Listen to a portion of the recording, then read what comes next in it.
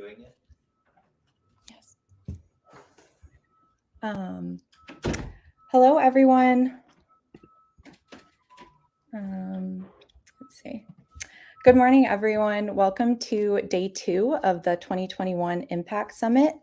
I'm Emma from the Impact Labs team, and I'm so excited to be here virtually with Jessica Alter, who is the Vice President of Business Development at Figma and the co-founder and chairman of the board at Tech for Campaigns. Tech for Campaigns is an organization that is building a lasting tech and digital arm for the Democrats, including connecting volunteer designers, front-end engineers, and data scientists with progressive and centrist campaigns for state office and Democratic state parties. I've personally worked on 3 TFC projects as a front-end engineer, helping build websites for the North Carolina State Senate Democratic Caucus and 2 Democrats running for the Virginia House of Delegates in 2021. And each project has been such a fun and rewarding experience. Thank you so much for taking the time to speak today, Jessica. Thanks for having me. I'm excited to be here. Before we get into for volunteering, I didn't know. I knew that you volunteered. I didn't know it was that many. So that's so awesome. Yeah, I've really loved working with TFC over the last year. It's such a great organization, and I'm so excited to be here to talk with you about it today. Before we get into the TFC things, I'm going to ask you a few rapid fire, just for fun questions. And I actually borrowed this idea from another Impact Labs organizer, Izzy, who used it yesterday, and she got it from one of her professors. So are you ready? I love a fun rapid fire. So. Okay, amazing. What is your favorite app on your phone? Oh, well, this will show my age, but my favorite app is Redfin. I look at houses all the time. Amazing. Are you an early bird or a night owl in general? A little bit of both. I think, again, as I get older, I just need more sleep, but I always wake up in the morning and run before starting my day. But I don't go to bed super early. So I definitely have like a second wind around 9 p.m. where I do email and try to get stuff done. So a little bit of both. Okay, amazing. What's one thing that you're grateful for right now? My family. Yes. I just got back from a family reunion and I'm feeling the same way. It's so nice. What is your favorite snack? Well, I don't know if I have a favorite snack, but you can ask anyone for sure at TFC, but I'm pretty addicted to Diet Coke. So I usually have one after 11 a.m. I usually have one in my hand between 11 and 6. After 6, I don't drink them. So I'm fully aware that I'm addicted. It's not like I don't actually think I could stop easily. Yeah, Diet Coke is great. Okay, amazing. Let's get into some questions about your work for your work on Tech for Campaigns. Can we start with, would you mind just telling us a little bit about your background up until 2016, say? Sure. Yeah, I think it might be interesting to hear that before, and we actually started Tech for Campaigns in 2017. Mm-hmm. But up until then, I had absolutely no political experience. I have been involved in tech companies and startups, either starting my own or joining early stage companies for the last 15 years. And that's what I had been doing up until then. After college, I did a brief stint as a strategy consultant and got my MBA. But mostly I've been working in tech on the business side or at the crossover between engineering and business. And I had sold a company in 2016. I took some really valued time off. Like I didn't have to join the acquiring company. And when I sort of got back in early 2017, it was about 3 days before Trump's inauguration. And in quick succession, it was his inauguration and a series of like sort of terrible executive orders, all punctuated by the first Muslim ban. And I think I got very angry, and like other people, I was starting to like yell about it on social media, and it was very unfulfilling. It didn't feel better, didn't feel like I was helping. And I definitely have a general attitude around like, I'm happy to talk about things up until a point, and then we should either stop talking about it and do something or stop talking about it. So I texted a good friend of mine, Pete Kazanji, who's also been in startups for a long time. And I sort of lightly pitched this idea, not even to have him be my co-founder, but just because he's very direct. And I was like, you'll tell me if this is a terrible idea. And that's actually how TFC was born. I was boarding a flight that day, when people took flights, and bought the URL, bought the domain name on the flight. We put up a site and started just asking our friends, like, are you interested in giving your time and skills to campaigns? And within basically 2 weeks, we had 900 people sign up, and we knew that we sort of hit a nerve. Fast forward to today, and I know this isn't totally what you asked, but Tech for Campaigns is, as you said, building a tech and digital arm for the Democrats, which is, I think people maybe don't know, sorely missing. There's no permanent organization whose main focus is tech and digital, for the Dems, I should say. And, we have basically 3 arms. One is, I think what we're most known for and what you've been so awesome in volunteering for, which is our volunteer arm. We call it Talent. And we match talent all across the board, engineers, but also digital marketers, designers, et cetera, to these really important state level campaigns that otherwise wouldn't get this help, to run everything for them, from building their website to running all of their digital ads to their text programs. Then we have a technology pillar where we're building tools, where we're building best practices that can get used throughout the organization by volunteers and also by campaigns. And that's lasting. So it's not getting torn down every 2 years, which I'm sure people on, attending this would say, why would it get torn down every 2 years? But that's how stuff works in politics. And so you're sort of like reinventing the wheel every time. We didn't want to do that. And then the third piece is what we call the research pillar, but it's really more about running our own independent experiments, so that we can push the envelope, particularly in digital marketing, and try new things, and then bring those best practices to the state level campaigns. Mm-hmm. Yeah, that's great. And why does TFC focus more on state and local as opposed to national campaigns? Yeah. So I think state level campaigns in particular, and I feel like in the last 18 months, we've all gotten a better lesson in this, control almost every facet of our lives that we care about, from health policy to education to LGBTQ rights to women's rights, to voting rights. And the terrible tragedy of that is that we as a Democratic Party haven't invested in these kinds of in these state parties or in these campaigns in the same way. And also as donors, we kind of ignore them. So it's this it's this overlap of like very strategically important and pretty ignored. And one of the reasons it's ignored is because they just don't raise as much money, and they don't need to. Like, they maybe need to raise a little bit more than they do, but they don't need to raise as much as a congressional campaign. And I think one of my hopes is that coming out of COVID and just the year and a half that we've had, people start to connect the dots a little bit more, that, like all of these laws that we either loved or hated, because I feel like that's where we are passed by state legislatures. I mean, you see it happening in Texas, and that's why the state legislature had to literally walk out and leave the state to avoid having super, super terrible voter restriction laws passed.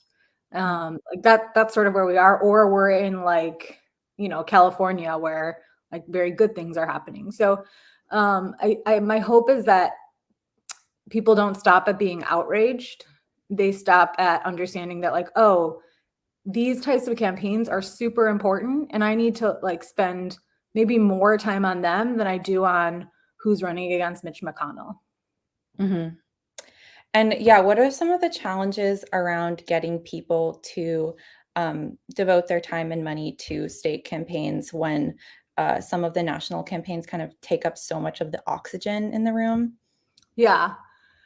Well, I think that is one of the challenges. Like the oxygen is taken up largely by mostly just a few campaigns. And I think both as volunteers and as donors, we're sort of attracted to what's getting attention, what's sort of, for lack of a better term, sexy.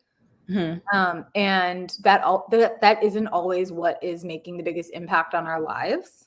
And unfortunately, the Republicans realized this 2 decades ago, and they've invested in those states. They've invested in those state legislatures. And that's one of the reasons they run them. And they realized, by the way, and I should have said this as part of the answer to my question, not only are the state legislatures running all those issues, but they control redistricting. And redistricting is a process where you're, actually the redistricting, the census numbers came out yesterday, and then each state will go through a redistricting process where they choose to draw the lines for the federal house. But that's done by the state legislatures. So what the Republicans realized 20 years ago is like, oh, we can control all these issues we care about. And we can control how federal lines are drawn, which really effectively in many places controls outcomes. And we can do it for a lot less money because these campaigns cost a tenth of what a congressional campaign costs at the federal level. And by the way, the Democrats are ignoring them. So just from an ROI perspective, it is such an amazing return. And I think that's like a very important piece to understand here is like just the absolute impact that their strategy is having. Yeah, that's a great point about the ROI. And I think that's also a key messaging piece for people who have some time and some money and want to decide the best way to spend it. So that's great. We touched a little bit on this, but could you talk more about how do Democrats stack up against the GOP in tech and digital in 2021? Yeah, I think in general, the headline is like we're far behind in terms of our investment in tech and digital, and I think that surprises most people. Usually, what we hear when people hear us say that is, "Wait, what about Obama? Wasn't Obama really good at it?" And that's just the same thing as going back to like, oh, let me look at just this one sexy campaign. Obama was good at it, but that was actually a long time ago. If you think about 2008 and where you guys were, that was a long time ago. Even 2012, it's a decade ago or more. And so like technology and what we're able to do has actually come a long way. But also what happens at the presidential level is not what happens anywhere else. So if anything, presidential campaigns are the anomaly. They're not similar to any other campaigns. And neither is like Jamie Harrison's campaign or, one of the like 5 Senate campaigns that gets all the money. Those are anomalies. Most campaigns, and there are, over 10,000 that run each year, run each cycle that are not run like that. And I think, that's really, really important to understand. We're late to the party in terms of investing in like a shared data infrastructure. The Republicans did that many years ago. We're still trying to get that up and running. As I said, Tech for Campaigns is really the only org focused on actual campaigns, not just like helping be a super PAC that is devoted to tech and digital. So we don't have that as a priority for anyone. And, if you've worked at any organization or seen anything, it's not super hard to explain why something isn't happening if it's not a priority. So like, it's just not any organization's top priority, then it won't happen. Yeah. And that's why TFC is so important. Yeah. Thank you. That's great. Well, it's not great, but that's a really good answer. It's not great. Yeah, not great. I think the team at TFC would want me to say that it's improving, but we're still behind, and we're behind on spending. Every year TFC does a full digital ads report on what's happened, and you can see at the presidential level the last several years, we've way underspent versus the Republican candidate. But also, if you just look at the digital spend in politics as like percentage of media spend versus what's spent at like a commercial organization, like let's say what percentage of their media spend does Salesforce spend on digital versus TV versus print? In a normal organization, it's something like 60%, and we're in the presidential campaigns, which I already said are not anomaly, we're spending something like 30. And a normal state level campaign, maybe they'll get to 10%.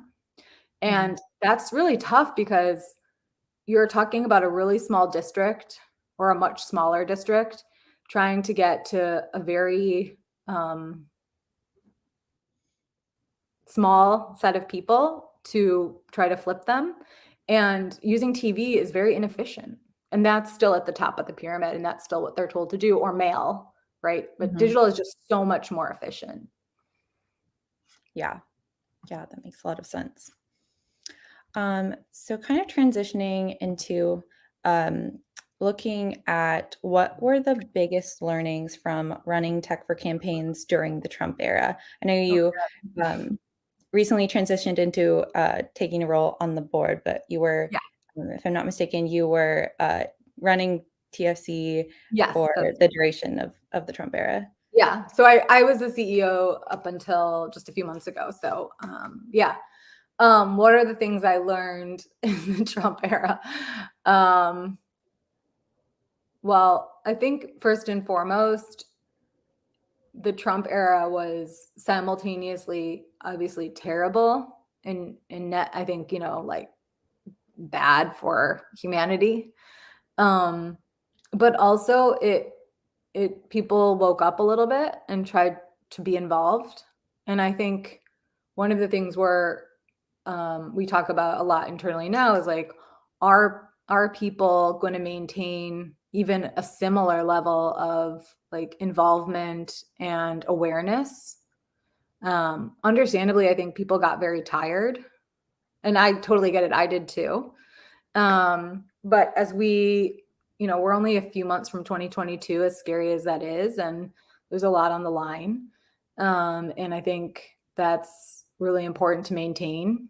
I would say a second lesson is, that you can, and this isn't just from the Trump era, but just from running things, like you can make a really big difference, and you can like use the power of people to make a really big difference and scale. And we had a lot of naysayers at the beginning, a lot.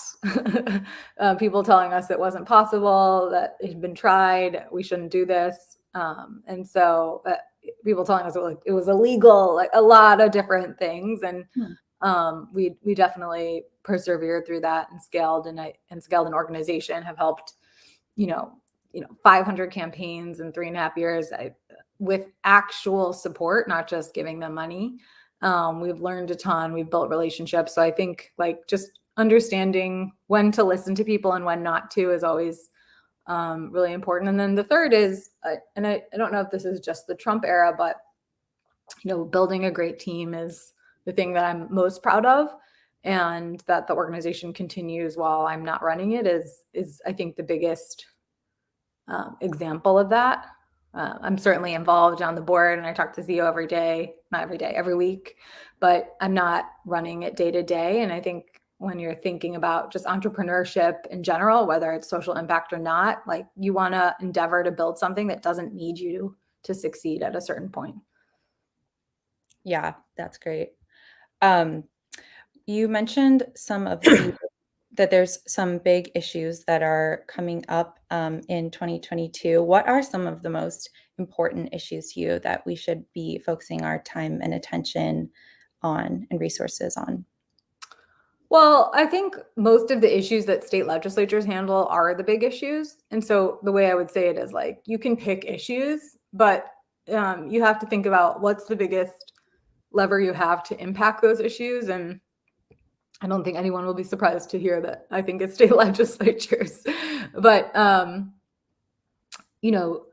there's a lot of inertia and stalemate at the federal level, number one. And so it's just very difficult to get anything done there. Um, and um, the state legislatures are places where we need to invest and make time. And so if you're thinking about like ROI in terms of time or money, I just feel like the state legislatures are the biggest levers to make an impact. I personally feel like what the issues are, I think is a personal choice, but I personally feel that voting rights is like the biggest issue threatening our democracy. So I think that is a very clear area where state legislatures are either being super prohibitive or making it possible for more and more people to vote, which is what we should want as like a democracy. It shouldn't be, it should make everyone turn their head that voting rights has become a partisan issue, whether or not people can vote, and making that as easy as possible for people to take part in should not be a partisan issue. And I think that it's become one should make everyone, wonder why. I think you asked me a few minutes ago, like what can people do? And obviously they can volunteer at TFC, they can give, but also I think they can start talking to their friends just about like who is impacting this. It's probably not going to be the Senate. It's probably not going to be the House at this point. And that's not to say they're not important, but it's like, where is your incremental extra dollar or your incremental extra time going to make the most difference? And so for me, it's voting rights, but I think like what your issue is a personal choice. I just think that most of those issues are actually decided on at the state level. Mm-hmm. And voting rights is kind of the issue that determines all issues, because if people can't vote, then Exactly. they can't have a say on climate or schools or any other issue. Exactly. Yeah, exactly. And just to give an example of like ways that we're impacting that, in addition to obviously helping in state legislative races, we also, in the research arm, we run something called an independent expenditure, which means that we're not coordinating with any campaigns to run it. And so last year we ran a huge multi-million-dollar campaign to help register people to vote by mail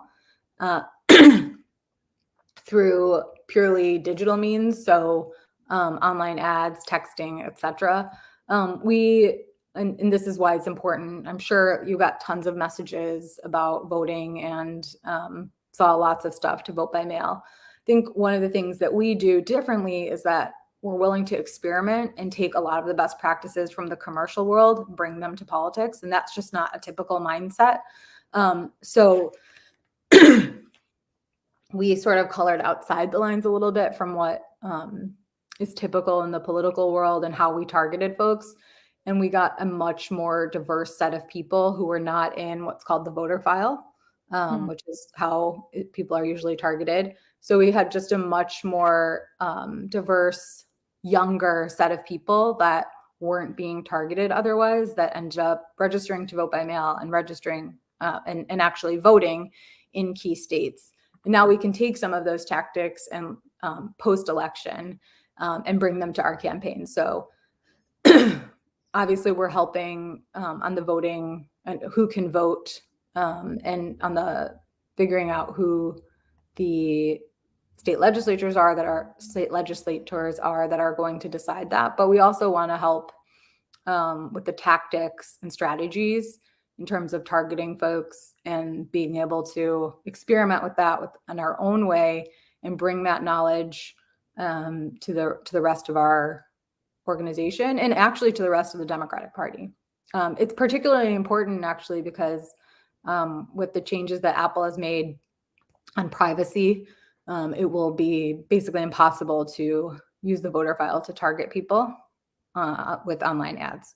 So understanding how to target outside of the voter file turns out to be very important. And that's something we experimented with last year.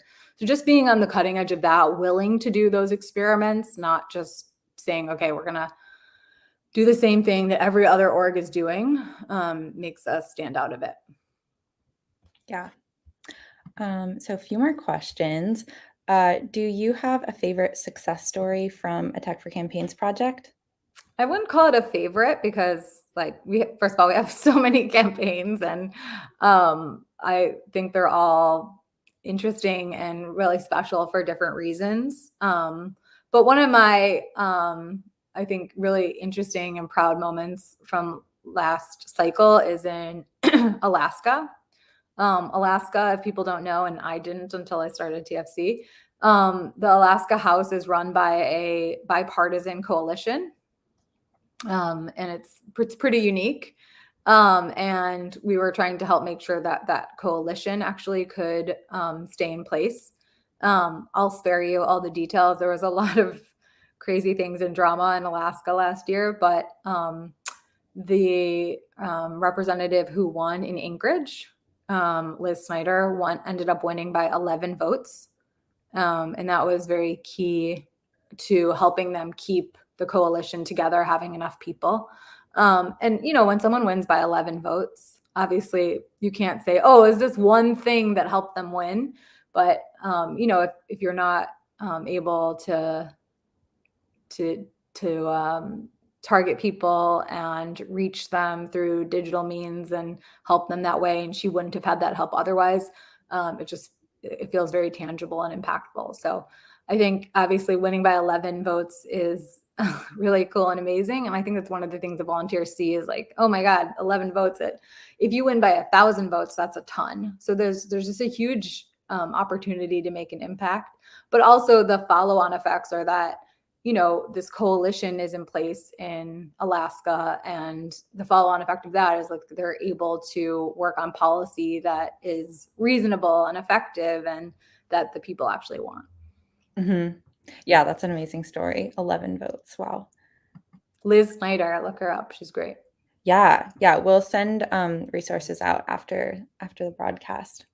And my last question before we go to audience Q&A is how can computer science and or tech professionals get involved with TFC, and what does that look like typically? Although I think you might be better to answer this, but or just as good. So it's not just computer science. It's like computer science, engineering, data science, marketers. We do a ton of marketing, and as I said, a lot of our experimentation is on the marketing side. That could be copywriters, designers are hugely important.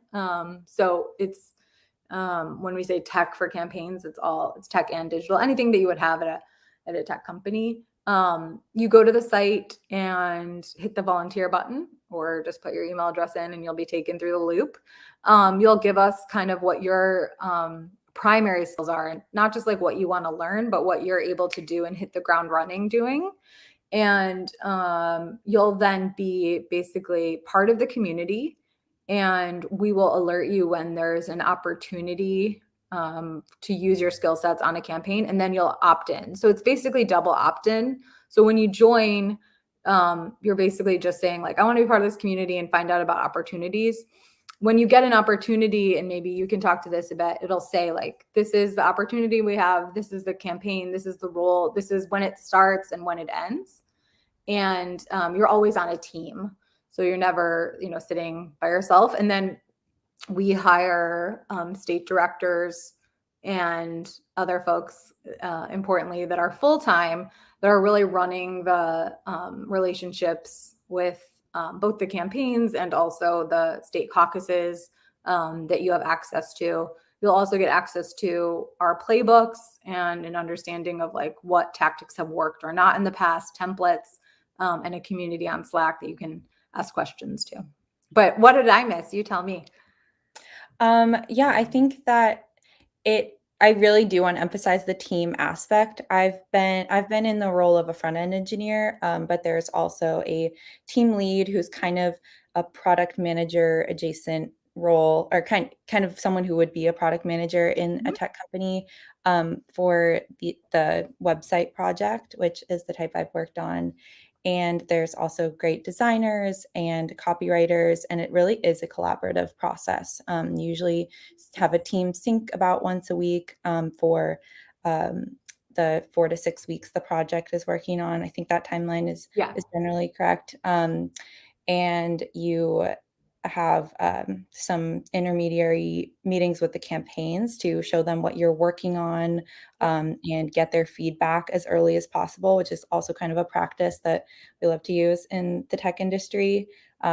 Early feedback is great. And so you really get to interface with all of the stakeholders and build something really, really impactful on a pretty short timeline. Yeah. And I'm assuming that on most of your campaigns, you've also like interfaced directly with the candidate, at least for kickoff and presentation. Yeah. Yeah. So you also get to actually talk to the candidate, him or herself. Yeah. And it's been really fun getting candidates input on things as small as like button placement or color, or whether they want just picture. Yeah. Sometimes. And sometimes you guys you always have to manage that as you would in any system or organization with, strong opinions. But I think it's been really important for us to build in that interaction between the campaign and the volunteers in a way that is scalable. So like you said, it's actually usually 4 to 8 weeks, depending on the project. Emma's mentioned that she's in a website project. So we have all these project types that we do. So we're not like reinventing the wheel each time. And we have a playbook for them, but you're certainly getting to understand the campaign and the issues a lot better as you sort of get in on the ground. Importantly, and I think this is obvious, but I'll just say it, like Emma mentioned that she's been working on campaigns in North Carolina and Virginia. So this is all done virtually, and it always has been. So yeah, we were doing the virtual teams before we even had to. So right. Yeah, I forgot to mention that because it seems like a given now, but yeah, it's important to mention. And now we'll go to a few audience questions. So Matthew asks, what's the relationship between TFC and the broader ecosystem of orgs in the tech and the Democratic campaigns space? And he's thinking of NGP ban, et cetera. And I'm not sure what Civis. Yeah. So for people who don't know, NGP van is kind of like a Salesforce plus a MailChimp kind of for campaigns. And Civis is like a data organization. We're not too involved on a like ongoing basis with either one of them. We have relationships, but we don't really depend on them. It's really the campaigns that work in NGP van. And I think for smaller campaigns, NGP van isn't always the best tool for like email and other channel related marketing, but we'll work with them on it if they have it. So we have relationships, and we know how to work with them. We're closer with a lot of the orgs that are focused on either tech and digital or on states. So Future Now, Stacey Abrams' organization, or like state level orgs and PACs that are working on things that maybe some of you haven't heard of. So A Better Wisconsin Together and things like that are less well known, but very important. And I think importantly, we're always working, if we're on the volunteer side, not on the independent expenditure side, we're always working in direct connection with like a key partner on the ground. 90 to 95% of the time, that's the state house or Senate caucus, which actually runs all of the campaigns there. So we have a very tight relationship with them. They introduce us to the campaigns. Great. Then also from Matthew, thank you, Matthew, for asking amazing questions. Why is digital infrastructure, or has historically digital infrastructure not been as much of a priority for the Democrats? And are there some competing priorities that are edging it out? I think like with any organization, as you get bigger, it's just harder and harder to change. And so it's like this ongoing problem that is a challenge. It's like, any big company anywhere, why don't they change faster when they see stuff coming? It's hard to like steer a big freight train in a different way. I think overall the Republicans are are organized very differently.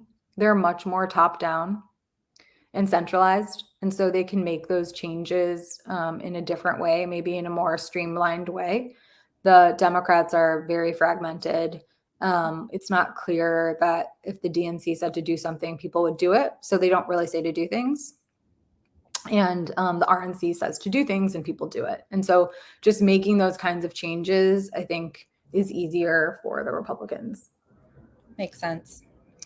And then one last question from Kyle. What do you see as the future of political targeting of data, targeting people with ads for political purposes? Even if they're good purposes, it still does use people's data. And given that Apple's policies around privacy are changing and other limitations maybe coming up. Yeah, this is probably like this is like a whole session on its own. So I guess what I would say is, I think that we feel there are definite ways to target folks that are still better than running things like you would, just a DMA or whatever on TV.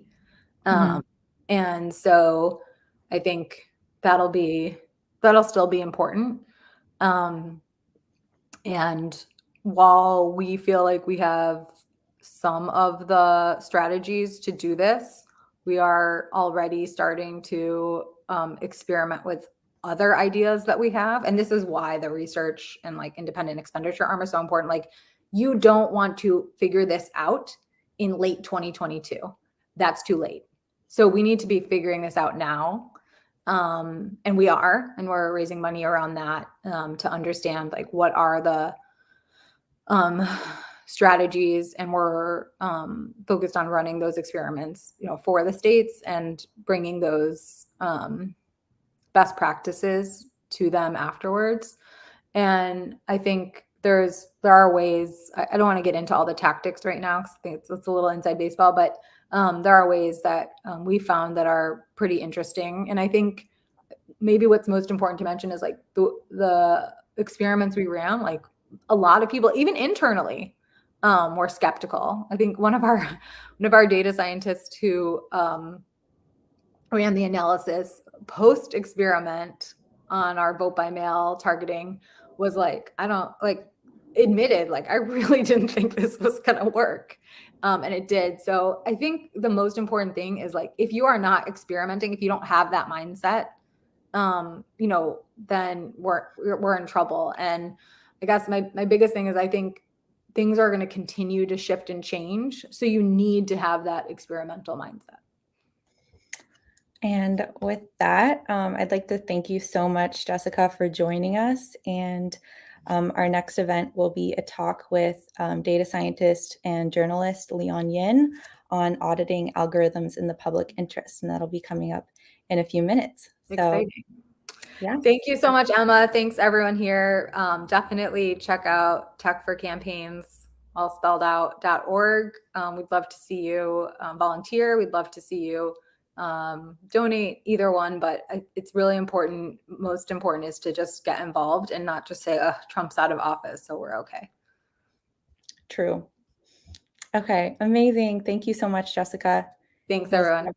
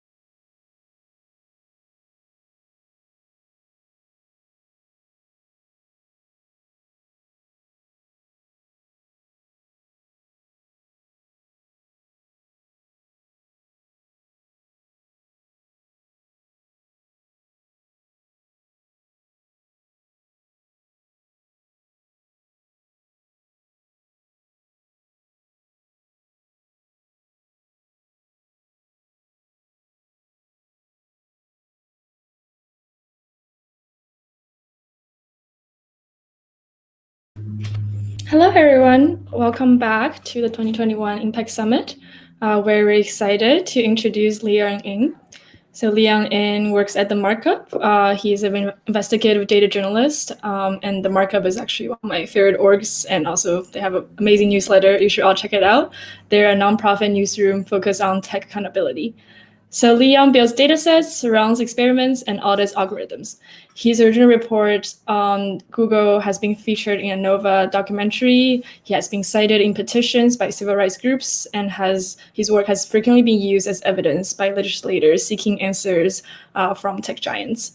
And before joining the Markup, Liang was a research scientist working alongside political scientists at NYU, a research affiliate at Data and Society, as well as a software engineer at NASA previously.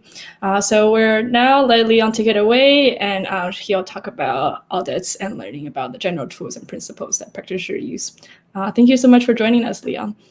Hi, thanks for having me. I just want to confirm that I'm screen sharing right now. Is that right? Can you see my screen? I'll take that as a yes. Okay. Well, good morning, good afternoon, hello. Wherever you're tuning in, thank you for coming, and a big shout out to the organizers. I had the privilege of talking to some fellows earlier this year, so I'm really excited to be invited back to give a talk that's kind of the same, a little bit different. So today I'm going to be talking about auditing algorithms in the public interest. My name is Leon Yin, and I am an investigative data journalist at the Markup. So the first question is, why audit algorithms in the first place? Well, technology is all around us, and much of it is undocumented, unregulated, and unaccountable. So this differs from, say, the packages you might use to develop software yourself. There's no way to make issues or look at the source code necessarily. And many of these technologies are incorporated into systems that execute decisions that impact people, often disparately and with little to no recourse. So auditing tends to focus on effects of outputs. It's not always the same as reverse engineering. So we pretty much never have access to source code or training data to know why a decision was made. But really, we don't think that matters. Audits are a bit like combining a unit test, which looks at the mechanism of how something works, right? If you've ever written unit tests, you'll know that you send in inputs and see what the expected outputs are. And then we interpret those outputs and their effects on a larger systems, and that's a systems test. So we look at how that mechanism proliferates through a system. In this case, that system is society. It's individuals who use these technologies or are used by these technologies, customers, businesses of that nature. That's one of the assets of being in journalism, is that you can really focus on humanizing those outputs and the larger system at whole. A really important part of auditing is transparency. So often the systems that we look at are opaque. We are very transparent about all the decisions we make, and we show our work in our investigations. So we often incorporate a methodology which explains some background, the hypothesis or motivation, our limitations, why we make each and every decision that we make, and all our data is on GitHub. And our methods too. So we also get this work vetted and reviewed by academics and industry professionals who are in the domain of what we're studying. And we think that's a really important process to bolster the understanding of the work we do. So when an audit is done well, it can have really great impact. So I've seen my work cited in antitrust cases and hearings. And also, I've seen my work result in changes made at these multi-billion-dollar companies. So before we dive into original case studies, I thought I would present some of the foundational works that have inspired me in this larger field of algorithm audits or accountable work. So the first is the machine bias series out of ProPublica, of which 3 out of 4 of the authors I currently work with at the Markup. So machine bias looked at recidivism risk scores assigned to defendants who are seeking release. Recidivism is the likelihood that the defendant would commit a violent crime upon release. And this algorithm, which was called Compass, assigned a risk score according to the defendant, and a judge used that risk score to help infer a decision upon whether they're released or remain in incarceration. This audit was really fascinating because it was really about error rates. So if you've trained a predictive model or a valued one, you'll know that 60% performance is quite bad. And that's exactly what this technology's performance was. It was deployed at 60% error. And the most interesting part was the error rates were very different, where Black defendants were more likely to be given incorrectly a high error rate. See? With deciles here, you'll see that the 10 is high risk and 1 is the lowest risk. White defendants, however, who had the same error rates, were more likely to be given low risk and less likely to be given high risk.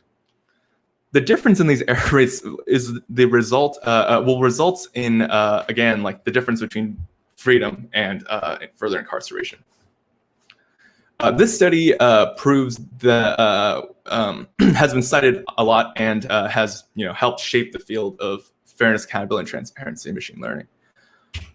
Another study that I think is one that everyone should read about is Gender Shades by Joy Abul Lamwini and Timnit Gebru.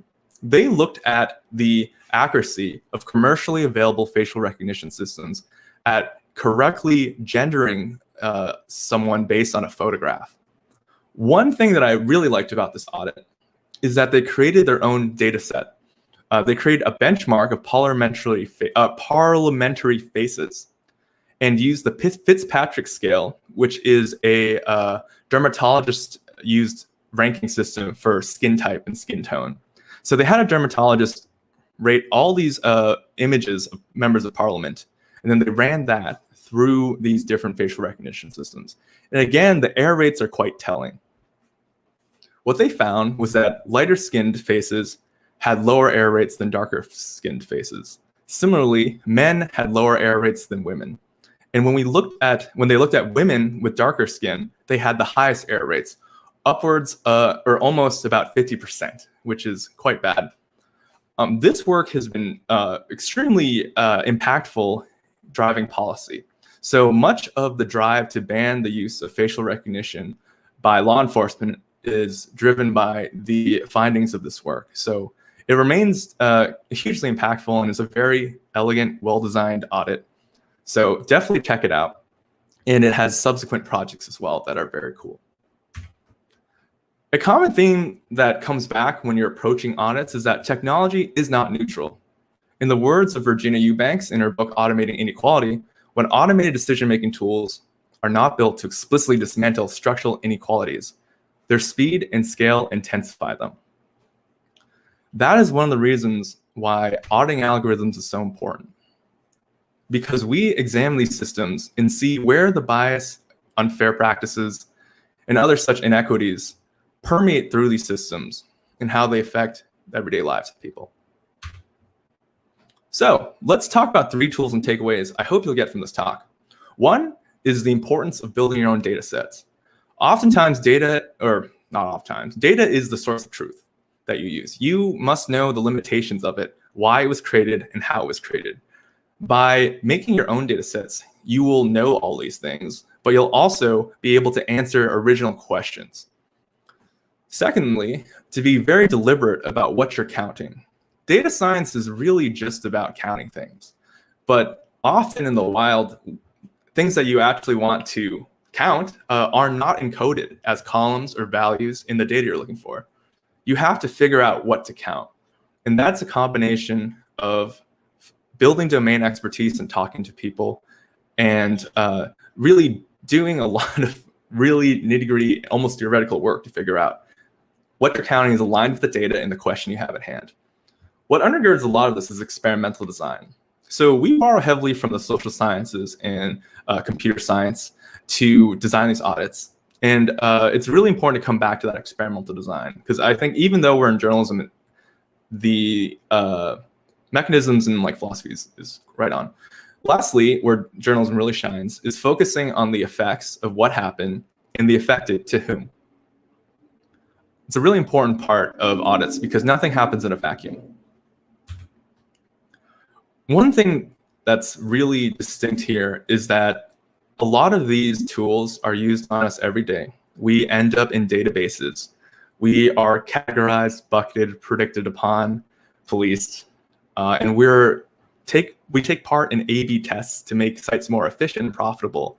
And this is often without our knowledge. But rather than demonizing these tools wholesale, there are situations when you can use and leverage these tools to hold the same powerful actors accountable for their actions and for misusing these tools. That is the crux of public interest technology, the ability to build and use technology for the public good. I'm seeing more and more organizations that pop up where this is at the forefront, or they see promise in the use of technology for the public good. So if you're an organization like that or an individual who considers themselves public interest technologists, reach out to me. I'm really happy to meet and talk. So now let's talk about case studies. The first is Google Search, and this is with my excellent reporting partner, Agent Jeffries. So how do we begin? First, what's the hypothesis? Our hypothesis was very clear, seemingly. How much space does Google allocate to its own properties? Sounds simple enough, but then you hit a theoretical wall of what the heck is Google? So Google is a company, it's a verb, it's a search engine. We had the difficult problem of trying to find what Google is on Google search. This is, again, about figuring out what you're counting and making sure that you can align what you're counting with your hypothesis. So we started by thinking about the direction at which information flows. And so the one that seemed kind of simpler to us were Google products. Those are things that link out and back in to Google. So those are things like Google Maps, Google Images, YouTube, Google Scholar, and more searches. What's more difficult were those little answers that pop up when you search for something like how to tie your shoelace, or a person, place, or thing, or information about your favorite business.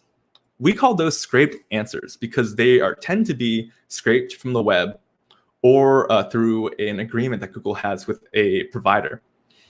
And then it surfaces on the search result, and you don't leave because your answer is there from the beginning. So we consider those two categories to be Google. But then the question emerges, well, okay, how do we even count this thing? So normally web parsing, which is a tool that we use often, is used to extract and format information into a spreadsheet. But we needed additional information. We needed spatial information. Where are things and how much space is covered up? To do this, we created a new web parsing technique called the web assay, where in addition to parsing out contents, we're able to figure out the bounding box around them and also how much area they take up. We were inspired by the biological method called an assay, which is used to stain tissues and cell components to find their presence and placement in the biological setting.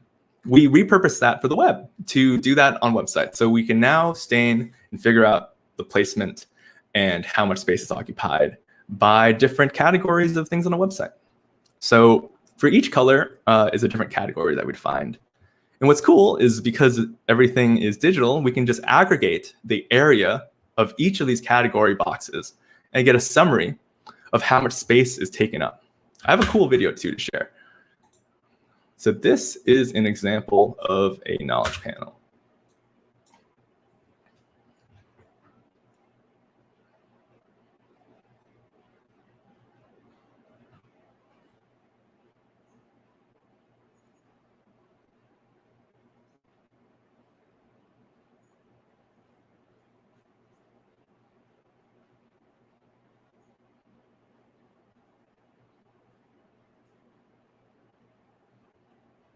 So this is really not an anomaly. Whoops, this is not what I want to look at. When we looked at what showed up where, Google tended to place its own products at the top. So this graph on the right is shaped kind of like a phone because our study was conducted on iPhones. And so because we have the information about how much space is taken up by which category, as well as where that happens, we can summarize the information from thousands of popular search results and see where Google places its own products. What we found is that at the top of the screen, pretty much the first thing you see, Google takes up about 63% of the whole page, of the whole screen. And when you aggregate the yellow and green for the entire phone, it's about 41% is covered by Google. This jives with work in psychology that's decades old, that attention and recall are highest at the beginning and end of lists. So those are where Google places its own properties in the most memorable prime real estate. You can read about this on our website, Google's top search result, as well as the methodology there. We're really excited to see this work get cited by, during the big tech hearings that happened last year, as well as some attorney generals who have created antitrust cases against Google. So that was a very involved study that took almost a year, but studies don't necessarily have to take a long time. The next one is a shorter study, and is about Google's keyword planner. So Google search and ads are all based off of keywords. Google provides a tool that allows you to put it like a seed keyword and get similar keywords. It is used by advertisers all over the place to develop their SEO strategies. One of the things that we applied to this is repeating good work. So we built off of reproduced and extended studies that have been conducted that we think are quite good, including many of the case studies embodied in Sophia Noble's Algorithms of Oppression, How Search Engines Reinforce Racism, as well as Latanya Sweeney, a professor at Harvard, who found that traditionally African-American names were more likely to be served an ad that was suggestive of an arrest record than traditionally white names. So, I didn't mention some of the findings from Sophia's book. So Sophia's book is all about how searching for one's identity often returns results that are sexualized, derogatory, and downright racist.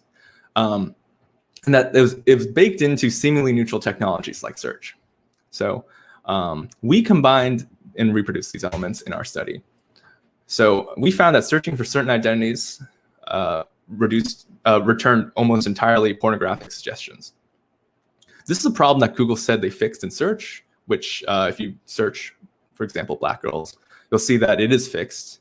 But throughout their other systems, it seems like they did not address it. So this is an example of the tool. So in the top, you put in an entry, and then they give you suggestions to broaden your search, as well as keywords that they recommend.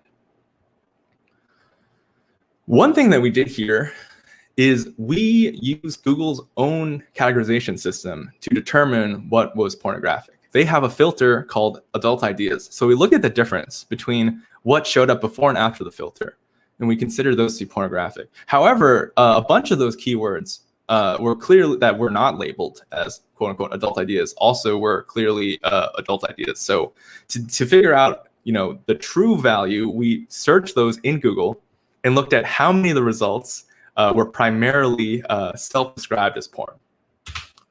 So in hot pink, those are the percentage or number of keywords that Google considered to be adult.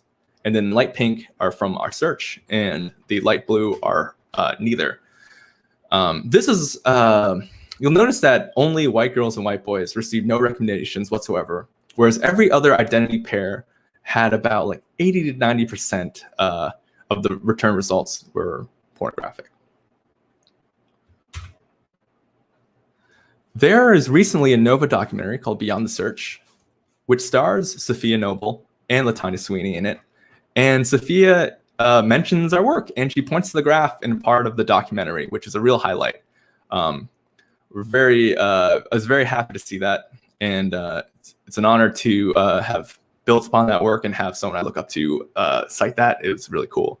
So shout out to the producer who created this, and also to the researchers who really love the work. It's available on YouTube. And speaking of YouTube, the last case study is about YouTube's block list for ad buyers. So like search, YouTube allows advertisers to make searches and find videos and channels related to certain keywords. We found that some keywords are blocked, and many of those keywords are ones relating to common social and racial justice issues. For example, Black Lives Matter is blocked from advertisers, but not violently hateful slogans like White Lives Matter or White Power. In fact, we found millions of suggested videos for such terms. This is a bit what the portal looks like. You put in a search, and then it'll tell you the channels and videos related to that search. We were able to find the API that powers the information behind this and send our own lists of words in an automated fashion to see what the response would be. Sometimes we notice that when you're just using this portal, you get no results. But we couldn't distinguish between an obscure and a blocked term until we had access to that API. So we actually decoded the responses of those APIs and discovered structural differences that suggest different kinds of responses. So the first, for obscure searches, were empty responses. That's akin to getting an envelope with an empty piece of paper on it. We found out that that was empty because we had randomly generated alphanumeric strings. So like ABCD, 1, 2, 3, SSS. And of course, nothing would show up because it's just a very obscure search. Those were all empty responses. We also found the full response, which is what you would expect. That's like getting an envelope with a letter. There's something written there. There are the suggested videos and channels. There we found ubiquitous terms, or like innocent terms pretty much would return that. And lastly, they're block responses. This was really unique because it's just like getting an envelope. There's no letter in there. It's just an empty envelope. You're like, what? We were able to verify that this was blocked because we looked at YouTube's community guidelines and found explicit language of things that they forbid. And we used that language in that API, and it almost entirely, I think 3/4 of the results return this block response. So after we were able to figure out how to use this API and what the response meant, the question is, how could we design an experiment around this? There's the old adage, garbage in, garbage out. And that's the last thing we want to do. So in order to provide meaningful lists as input, we sought expertise. So one of the lists we created was geared around social and racial justice issues. And so we reached out to 4 civil rights groups: Color of Change, Media Justice, Miente, and Muslim Advocates. We asked them for keywords that they thought were related to racial justice and representation. We then took those keywords, aggregated them, researched them to know what they all meant, and saw what the returns might be. And then we filtered those, and then we shared it with a third-party expert, actually 2 from the Shorenstein Center. And they helped us review that list. They suggested words to add or to remove. And from there, we're able to kind of take that domain expertise and use it as input for our study. So we did this also with hate terms from the Southern Poverty Law Center and an EdgeBoy website called Rational Wiki that had the alt-right glossary for hate terms. And so we had 2 lists, and that resulted in a 2-part investigation, where the first that we released on April 8th was about how YouTube handles hate words. We found that many were not blocked, and those that were could be easily circumvented with simple workarounds like removing spaces or adding an S. The second, which happened a day later, was looking at social and racial justice terms, of which we found many of them to be blocked, including anything that mentioned Muslim. There's a lot to talk about these studies. I'm very proud of them, and I hope you'll take a time to read both of them or one of them. There's also 2 accompanying methodologies that really explain how we approach this. I don't have enough time, nor did I prepare enough to talk about all the findings in the study, but I think you get the headline. So this talk was mostly geared towards third-party audits. However, there's an emerging field of auditing companies that will audit a company's algorithms on their behalf for payment. My colleague Alfred Ng wrote an explainer on this, talking about some of the players and the limitations and potential behind this industry. So if this is something that you're considering pursuing as a career, perhaps as a second party auditor, or just to know the lay of the land, this is definitely an article to check out. So thank you so much. You can easily find me on the internet. I'm on Twitter. My email is provided. On Twitter, I also included a gist of the works that I've cited in this talk. So if you want to refresh yourself or review, please feel free to access this. And also be on the lookout, because the next 2 months or so, the markup will be releasing a bunch of investigations that have taken a really long time, but they're also very good. It didn't just take a lot of time. And one of them includes one that I worked on. So please be on the lookout. And again, please contact me if you're interested in auditing, have tips, or just want to chat about and geek out. So thank you so much.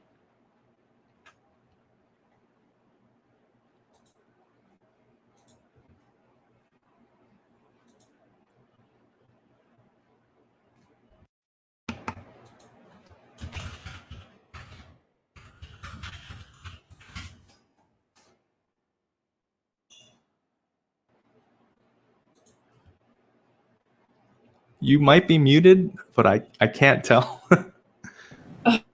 Sorry. Can you hear me now? Yes. Oh, thank you for the talk. That was incredible. I was just mentioning how much I like Markov's content. Like, since you guys put up ads at the New York City subway, I've been reading it. It's been very thought-provoking, all the big reports you guys have done. And I want to start this discussion from you've kind of worked in a lot of different environments. You've had a very kind of interdisciplinary background, kind of working from NASA to kind of more political science. And I also really loved when you were talking about the kind of parsing the web and also kind of taking inspiration from like a sting tissue technique, kind of taking some inspiration from biology. So how has this like experience of like working in different sectors, disciplines, like helped you pursuing like kind of it's also research in some way because you do have hypothesis and you're like testing, designing experiments. So has that like changed your view of like how to approach this kind of journalism? Definitely. I think being interdisciplinary is great. I think I've been carried through my career by my interest in developing skills and I happen to now be able to use those skills for something I value. I definitely didn't know that this was a potential career path. So, and I feel like if you're a young person and you're kind of confused, it's okay. It's okay to be confused. It's okay to try things. And as long as you feel like you're learning things and building towards something. Like when I was at NYU, I heard about Julia Angwin's work, who's now the editor-in-chief at the Markup. And I was like, wow, I didn't even know that was a thing. I thought it was really cool. And I just happened to build the skills and it was the right time when I applied that I ended up here. But yeah, I think it's really important to be interdisciplinary. Like I didn't go to J school, journalism school, and I didn't learn that much computer science when I was in school. There's a lot of stuff I just developed when I was working. So I think like I have a degree in chemistry, for example. I don't really do chemistry, but perhaps that helped influence like the WebAssay staining technique because I was familiar. That is something you could bring. So I think it's really important to bring in techniques and things that you've learned from other fields and try to mix and match them. I guess it's kind of like fusion food. Sometimes it results in something that's really tasty and sometimes it's kind of weird, but it just takes a bit of trial and error. Yeah, amazing. Also, kind of more on the web, like the bounding boxes technique. We actually also have an audience question. Hannah was wondering, did you also kind of consider different device types and how they rendered in terms of like kind of calculating the percentage of results being on top? Yeah, thanks for that question. Our study was only looking at iPhone X. We chose iPhone X because it was a fairly popular phone, or 10, sorry. I'm not an iPhone user, so we chose iPhone 10 because it fixed the area of the screen. Originally, we were thinking about desktop, but no one's desktop looks the same really, so it's kind of hard. So we started with phone, and perhaps we'll try other devices moving forward. But what matters is like getting that first run through and like making sure that it works. So I would be really curious about different devices. The hard part about devices too is the data collection. So we had to collect the data as an iPhone. To get different devices, you have to collect the data again using another device. So there's a lot of logistics involved that happen like really upstream towards making these decisions. Thank you. And also Matthew was wondering, kind of talking about counterfactual analysis. So he's wondering about comparing imperfect algorithmic system to the imperfect manual or human system that existed before. So I'm not familiar with this term, but it kind of sounds like the question's asking of like when we do audits, do we consider whatever baseline existed before then? Mm-hmm. And yes. I think that's an interesting question. I think it's hard because data availability simply doesn't exist for a lot of things. Like a lot of the things that we're measuring have not been measured before. For example, in the case of Google search, what is the baseline to compare against? Is it like another search engine? Perhaps a Google from another time. There's no way to travel back in time. Similarly with YouTube's block list, we didn't really know that existed beforehand. A lot of these technologies are just kind of deployed without much regard for the impact. For that reason, there really isn't a baseline because it didn't exist before, or that functionality perhaps doesn't exist. But the The interesting thing about the error rates is oftentimes these technologies are deployed in places where there's little recourse to dispute a claim. Often it happens to who are considered the most undesirable people in society, as with Compass. Like we, as a society, do not value the lives of the incarcerated very well, right? Similarly, it's really weird too, because on advertisements, you can say the opposite. Ads are what make most of the web run, right? Like everything's kind of an ad-based system. So it's interesting that the technology used to make sure that ads are quote unquote safe or effective is actually pretty bad. And that's significant because most of the business models around ads. So you'd think that there would be a little more thought placed into it. I hope I answered your question. If not, feel free to reach out to me. I can do a little more research, but happy to talk more. Yeah, thank you for answering that. And definitely agree with you. Kind of like big techs like Google and like Facebook, they kind of create a whole value system and just introduce these problems that don't have a baseline for us to really analyze. And that's why it's so important for an organization like the Markup to kind of point out these aspects, the caveats we haven't considered before. You kind of mentioned a little bit already about how you got the job at Markup, kind of hear from Julia's work. And I think we were already impressed by your work, and we would just love to know more about how do you think a student or like an early professional could get into this line of work? I would say to follow your curiosity and develop skills to ask these questions. When I look at my colleagues, and we talked about this, none of us have had the same career path.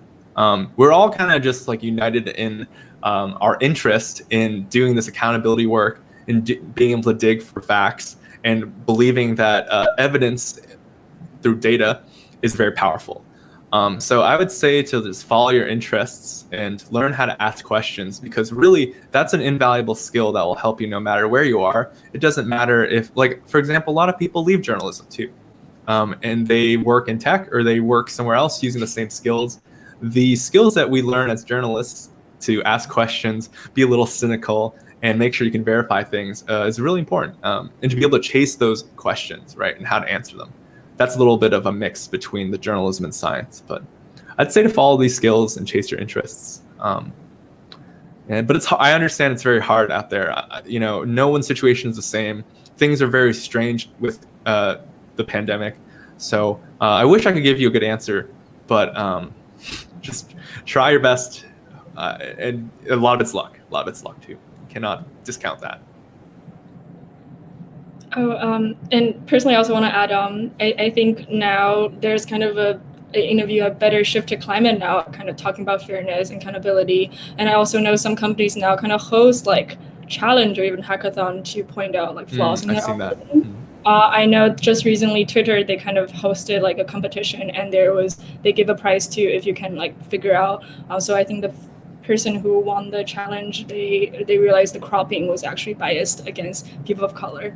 So maybe that could also be something, if you're interested in this, to play with data sets and like go to challenges and see if you can get started from there.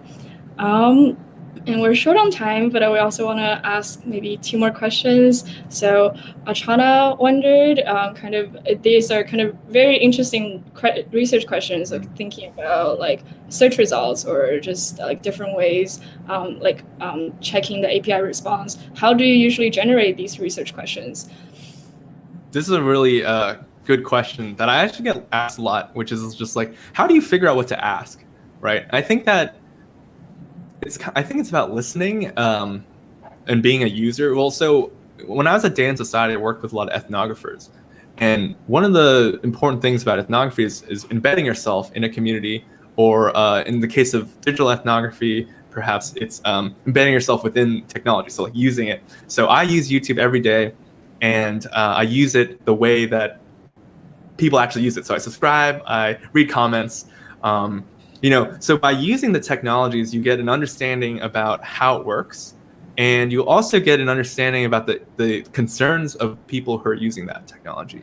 So that's one answer. Another answer is looking towards the academy, right? So a lot of our work is inspired by books or research articles, questions or maybe unanswered questions, or building off of that as well. So it's important to know like what the critical thinkers and the pioneers are thinking about right now, and seeing like what you can contribute, right? So that's very classic research, right? So it's like, what's happening? What am I seeing? What can I do about it? So yeah, I'd say be a user, listen, and read. Yeah, but it is hard. One thing that I do, which is something that was suggested by, I think, Ian Goodfellow, who's a machine learning researcher, is that he does a bunch of little experiments, and then he sees if they have promising leads, and then that helps him prioritize what to focus on. I think a similar approach is good when you're doing audits or doing journalism, is to have a bunch of leads and have like a small experiment or small way of testing how important it is. One thing that we do also is that we fill out kind of a checklist of like what kind of evidence you would want and how you would get it and what exists to help us decide what to embark upon. Because again, like the work that I do takes almost a year sometimes, and so it's a bit of a gamble. So we make sure that the results seem promising and the direction seems good. So that's a bit of planning. I mean, similarly, if you're an engineer, before embarking on building something large, you would scope it out, right? And you'd figure out what are the discrete steps to getting there. So I'd say we do something similar as well. So yeah, long-winded answer to that question about questions. Definitely, like to ask good questions, observing well is so important. And to close off this discussion, I would love to give the floor to you for a call of action. So you kind of very much immerse yourself in kind of taking big tech accountable. What kind of maybe daily actions you think our audience should take to maybe be more cognizant of our interaction with big tech or just technology in general? If something seems weird to you, it probably is. And so you should think about systematic ways of measuring that weirdness, right? Like, I think some of the techniques and tools that I outlined in auditing algorithms is something that I want to impart upon others who are curious about figuring out how systems work and who systems fail. Like one of my long-term goals is finding ways of teaching that. And so if you're interested in learning that and want to be a guinea pig in this, please contact me. Like, I think it's really important to teach and to empower people to feel less powerless against these systems that are very complex and affect a lot of people and are hard to measure. So it's going to take a lot of cooperation.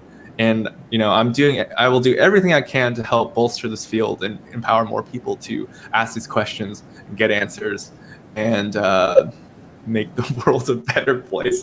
Couldn't say it with a straight face, but I'm being earnest. Yes, that's my call to action. Thank you so much. This being so inspiring, and thank you for sharing your insights. We're really honored to have you here again with us at Impact Labs. So now we'll have a short break. Thank you, Leon, again for joining us. Bye. So we'll have a short break, and in 5 minutes, we'll be back again. Thank you.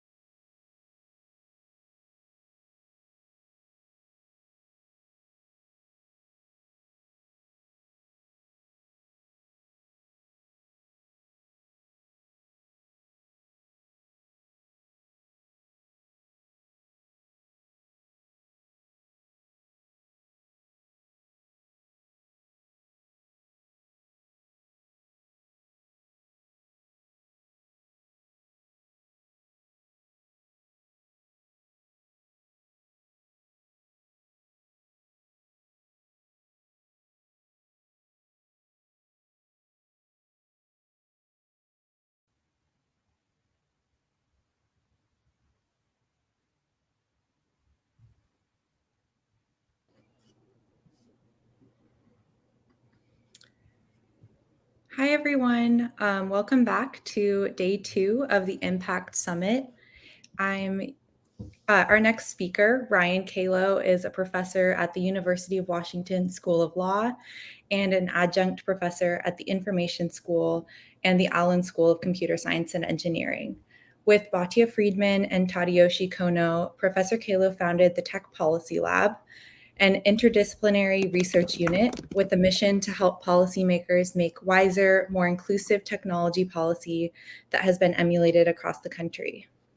Professor Calo frequently engages with the government on tech policy issues, including having testified 3 times before the United States Senate. Oh, can you hear me?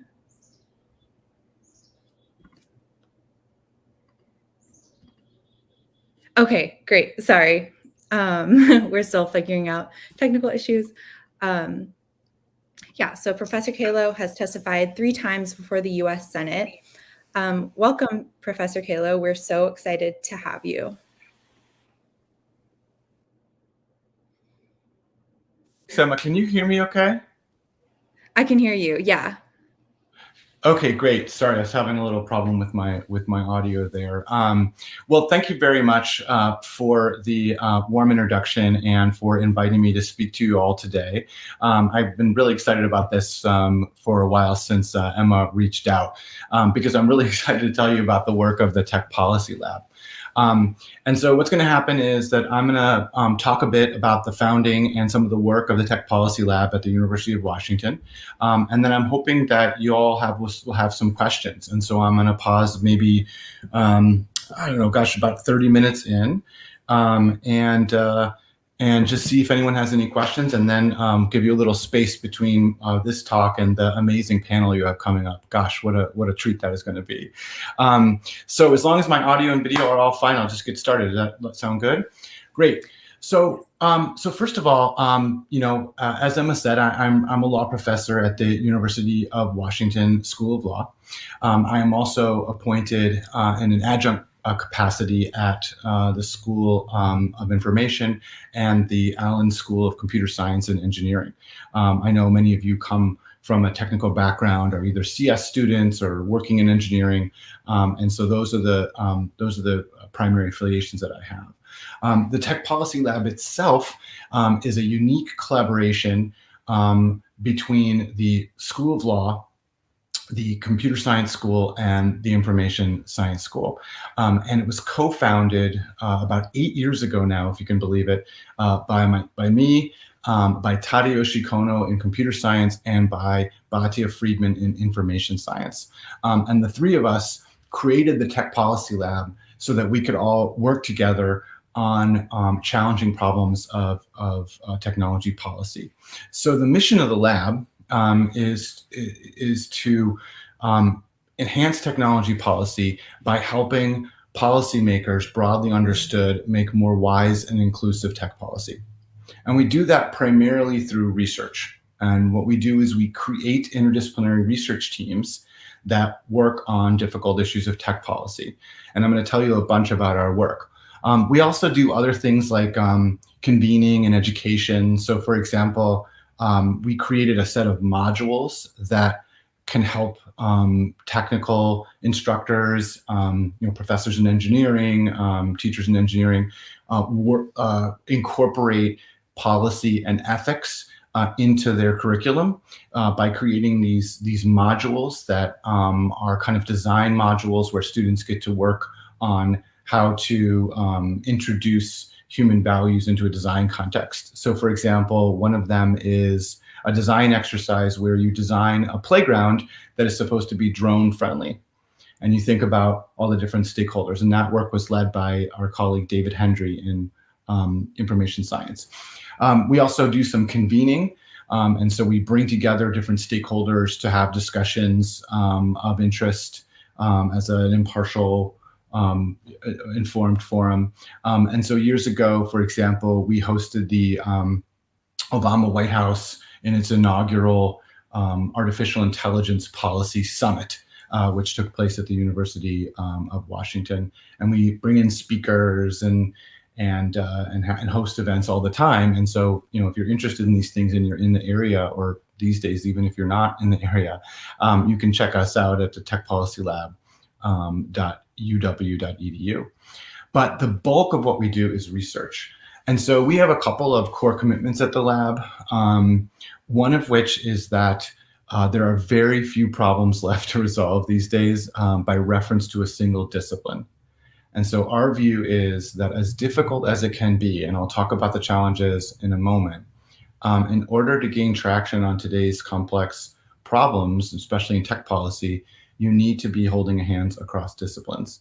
And so as a consequence, all of our work, and this is a requirement for us to take on a research project, must bridge more than two or more disciplines. And we have worked across the disciplines where the PIs, the directors, are from, so computer science, information science, and law. But we've also worked with a dozen of other disciplines as well, whether they be electrical engineering, communications, philosophy, you name it. We have urban development. We have worked across any number of different disciplines and grab people from those disciplines and put them in as part of interdisciplinary teams.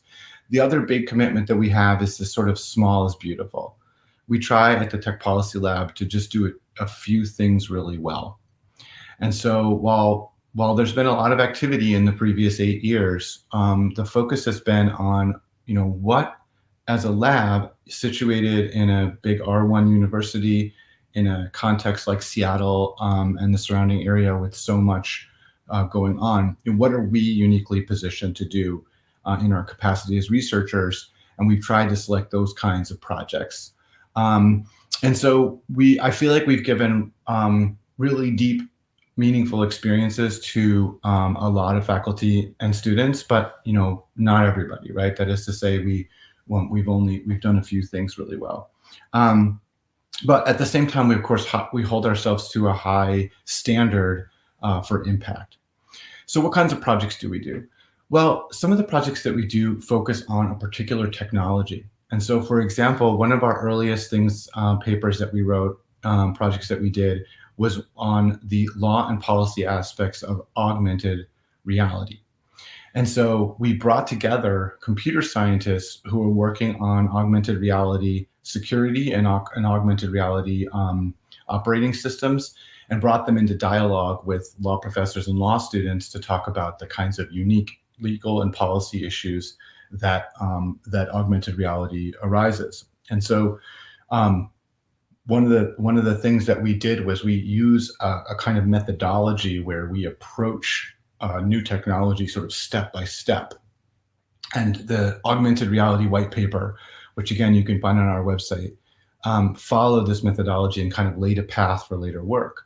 But the basic methodology involves having a careful definition of the technology under examination, trying to figure out what about it is inevitable, what about it is contingent, what could be another way. Asking how does this technology differ from previous and constituent technologies? So just doing a deep dive into the technical aspect of the matter at hand, which of course requires technical acumen. We then look at what does this technology change in terms of human affordances? How are people doing things differently? What does augmented reality allow that couldn't happen before? What does its use disallow? How does it channel human behavior? And that often requires a lot of qualitative work. And so you wind up bringing in folks from information science who are ethnographers or qualitatively trained, maybe trained in design, to do that kind of work. And then finally, once we've gotten a handle on technology, once we've figured out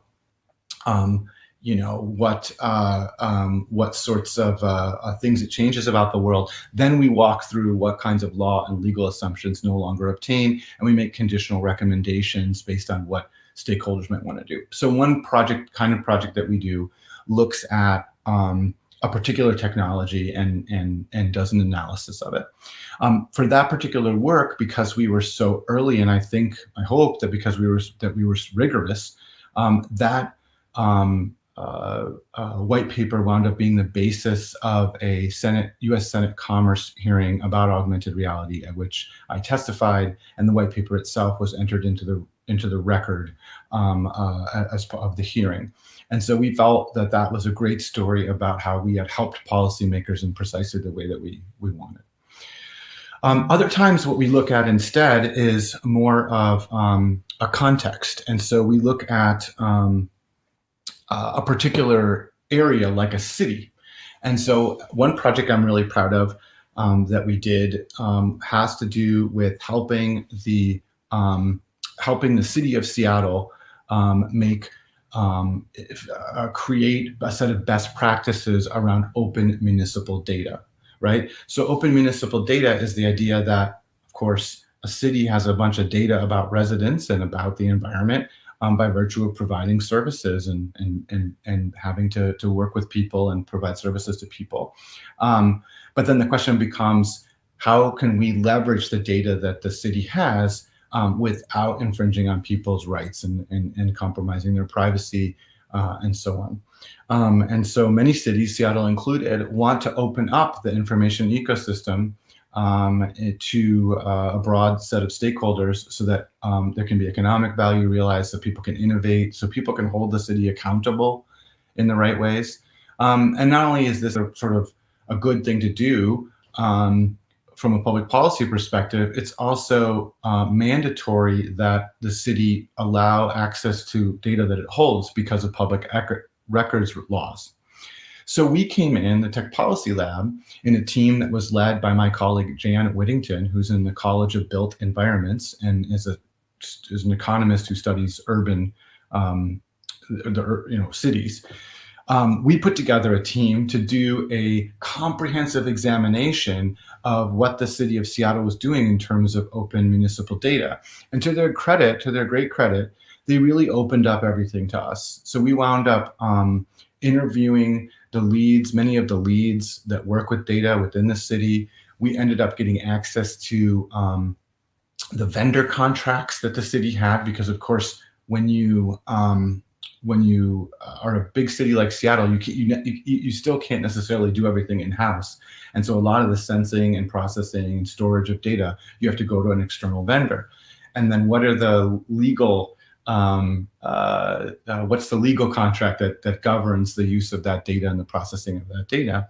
And so we did this, we had a bunch of law students look at all of the different contracts that the city had with vendors, which were all over the place, honestly. But we talked to the people doing in different departments and recreation and police and so on.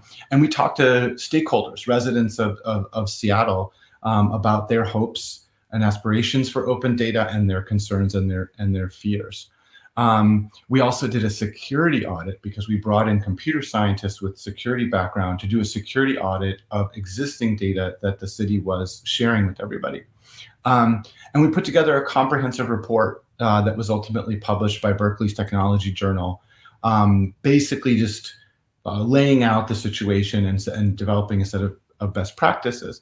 And again, so this was a lot. This was a lot of work. But ultimately, we were super proud of the fact that the city ended up taking on board and implementing almost all of our recommendations. I believe all but one.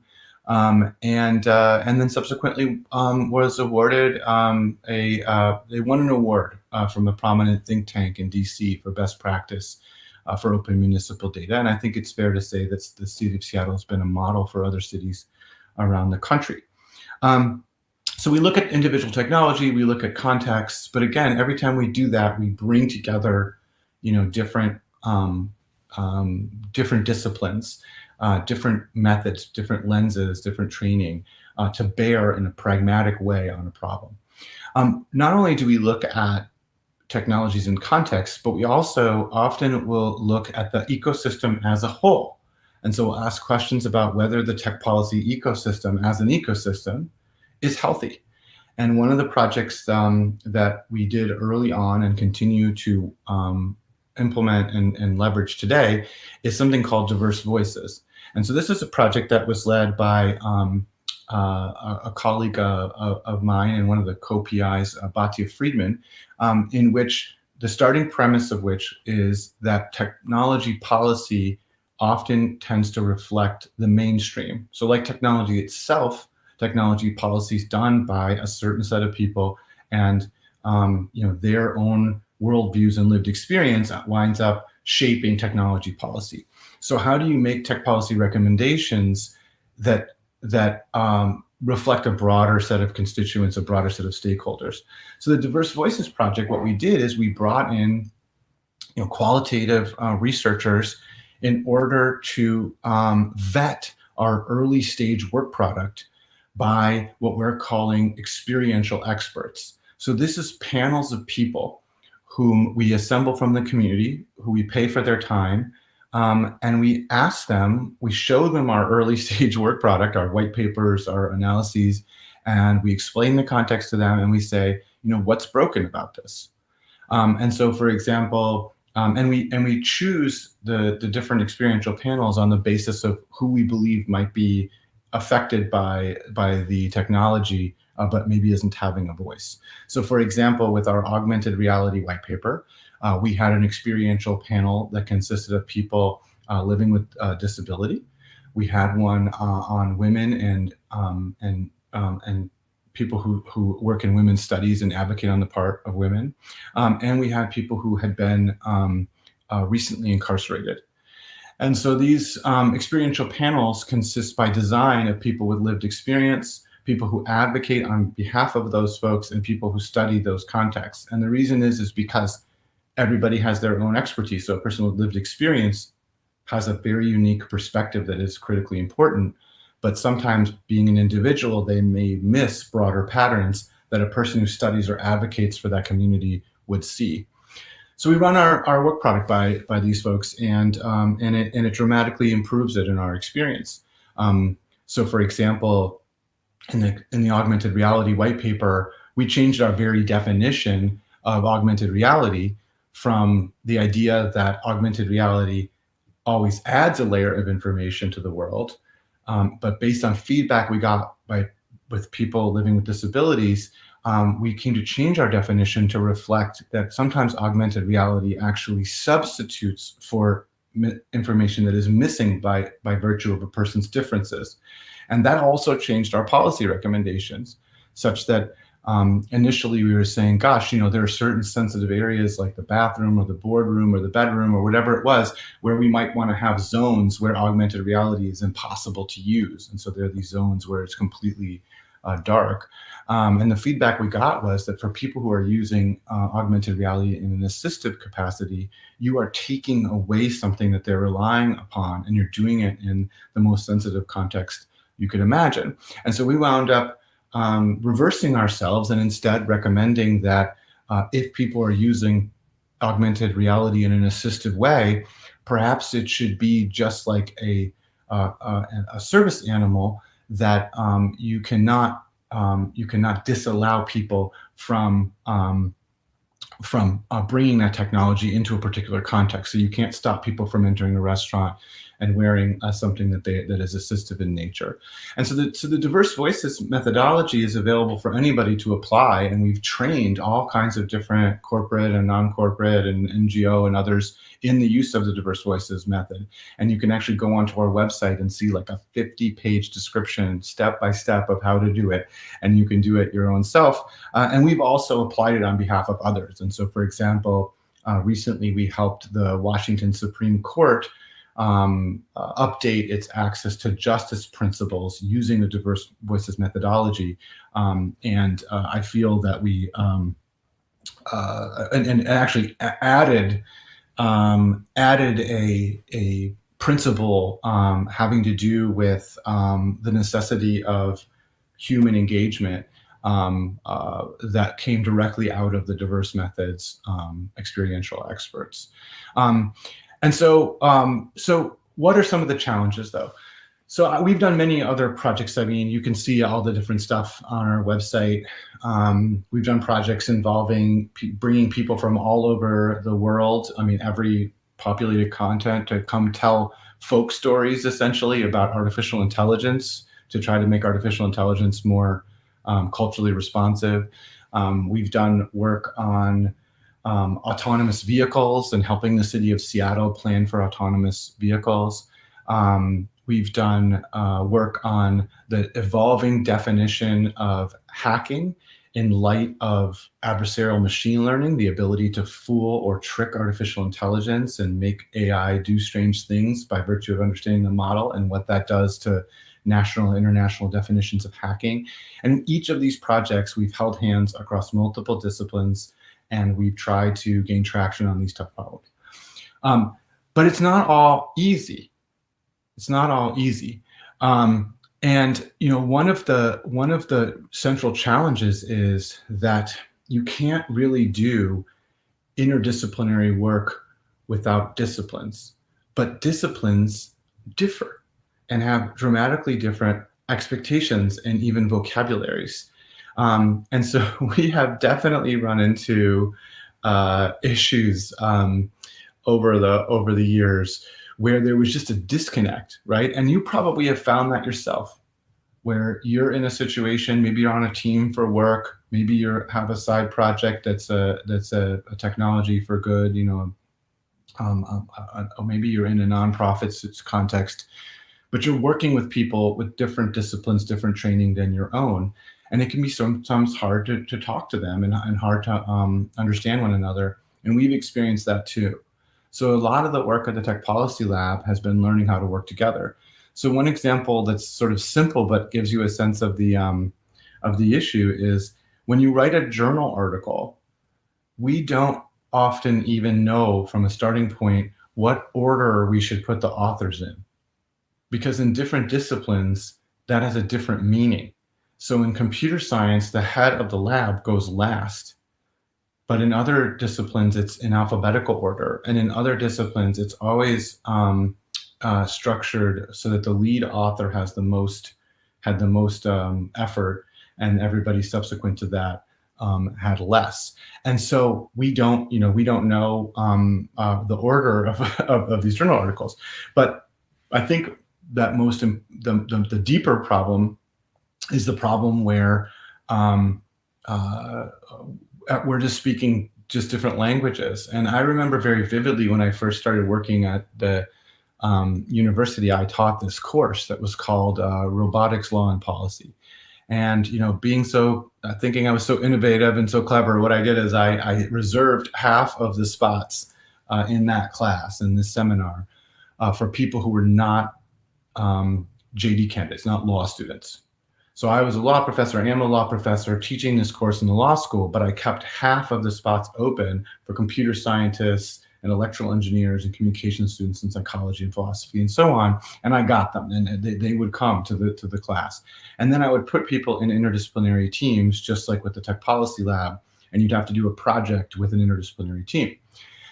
And it was really neat. And a lot of those students are the same ones who ended up working with the lab and have gone on to do really incredible things, like be technologists at the Federal Trade Commission, or teach, be professors, or work in responsible AI at big companies. And they've done all kinds of really neat things. But they also ran into some problems. And some of those problems were things essentially like, people using language in different ways, but also, I think really importantly, basically, everyone getting mad about having to relearn stuff that they already knew, or else. So I'll give you some examples. So when if you're talking about robots and you're talking about the law, sometimes you got to talk about issues like products liability. So what happens if someone gets injured by a product someone sells? How do you make them whole in court? And when I started talking about products liability, the computer scientists were like, wow, oh my goodness, this is so cool. And they were sort of pulling up a chair and saying, tell me more about this products liability thing. But the law students who were second and third year law students, some of whom had me already for first year torts, they were like, really? We have to hear about this again, about the products liability. And so there was also just kind of wasted time where people didn't know central concepts, and I had to spend class time where half the people were just tuning out. Meanwhile, every time, and this was 6-7 years ago, every time a lawyer or a law student would say the word algorithm or artificial intelligence, you could just see the blood pressure go up on the information scientists and the computer scientists who are just like, that is not what you think. That is not what you think, right? And so just like you, every time you hear someone talk about, something technical wrong or in a way that's really facile, it bugs you. So eventually, I sort of took this problem to the Tech Policy Lab, and what we decided to do was that we created a set of explainer videos where we had a student write a script about, whatever it was, products liability, administrative law, algorithms, machine learning, bots. We had a knowledgeable student write a script out and then narrate that script while an artist drew what the person was saying. And we did this as a way to create a repository of common concepts so that if something comes up in class, I can just assign that video or even assign it in advance, and I don't have to take up our valuable class time nor our valuable research meeting time getting into these kinds of concepts. And so we did ones that were technical, we did ones that were law, and we just sort of shared them. I shared them with the class, and I shared them, and we put them up on the lab's website. So over time, and I didn't realize this, at one point I just went and asked our manager, hey, those videos that we did, like, what are people even looking at those? I mean, I know I have them in class, but like, what's going on? And so we went and looked at them, and some of the videos had hundreds of thousands of views. So apparently what had happened was that there was a real appetite, even outside of the classroom and the research lab, for pithy, knowledgeable explanations that had been vetted by faculty, explaining different things like administrative law and so on. And at one point, I even got a note from the FBI asking if they could use our videos, one of them about bots, in the training for their cyber cadets, or for the cadets that were going to be doing cyber stuff for the FBI. And of course we said, sure. So my point about that is, number one, sometimes you have to think very creatively and innovatively about how you're going to bridge the very real problems that come with working across disciplines. Other people use glossaries. Workshops will have days before a workshop, before a conference, so that people can go over common misconceptions or get on the same page vocabulary and concept-wise. And so there's all these innovations that you can do in order to make people be able to talk across disciplines. But at the same time, those things might end up being quite useful, outside of the underlying context. That is to say that your innovations, in order to make your team work, might be the kind of thing that you want to document and share because they will help other people.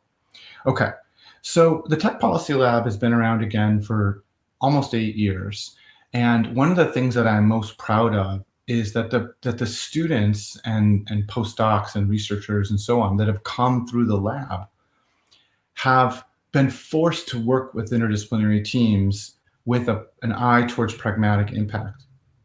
And through that process, and many other things we have in place. So for example, we have a Thursday interdisciplinary lunch, which was in person before the pandemic, where people from all over campus would come together in the lab itself, which is physically located at the law school, and they would share a meal and talk about issues of the day or make presentations about what they're working on. And there would be people from 8 or 9 or 10 different disciplines in that room.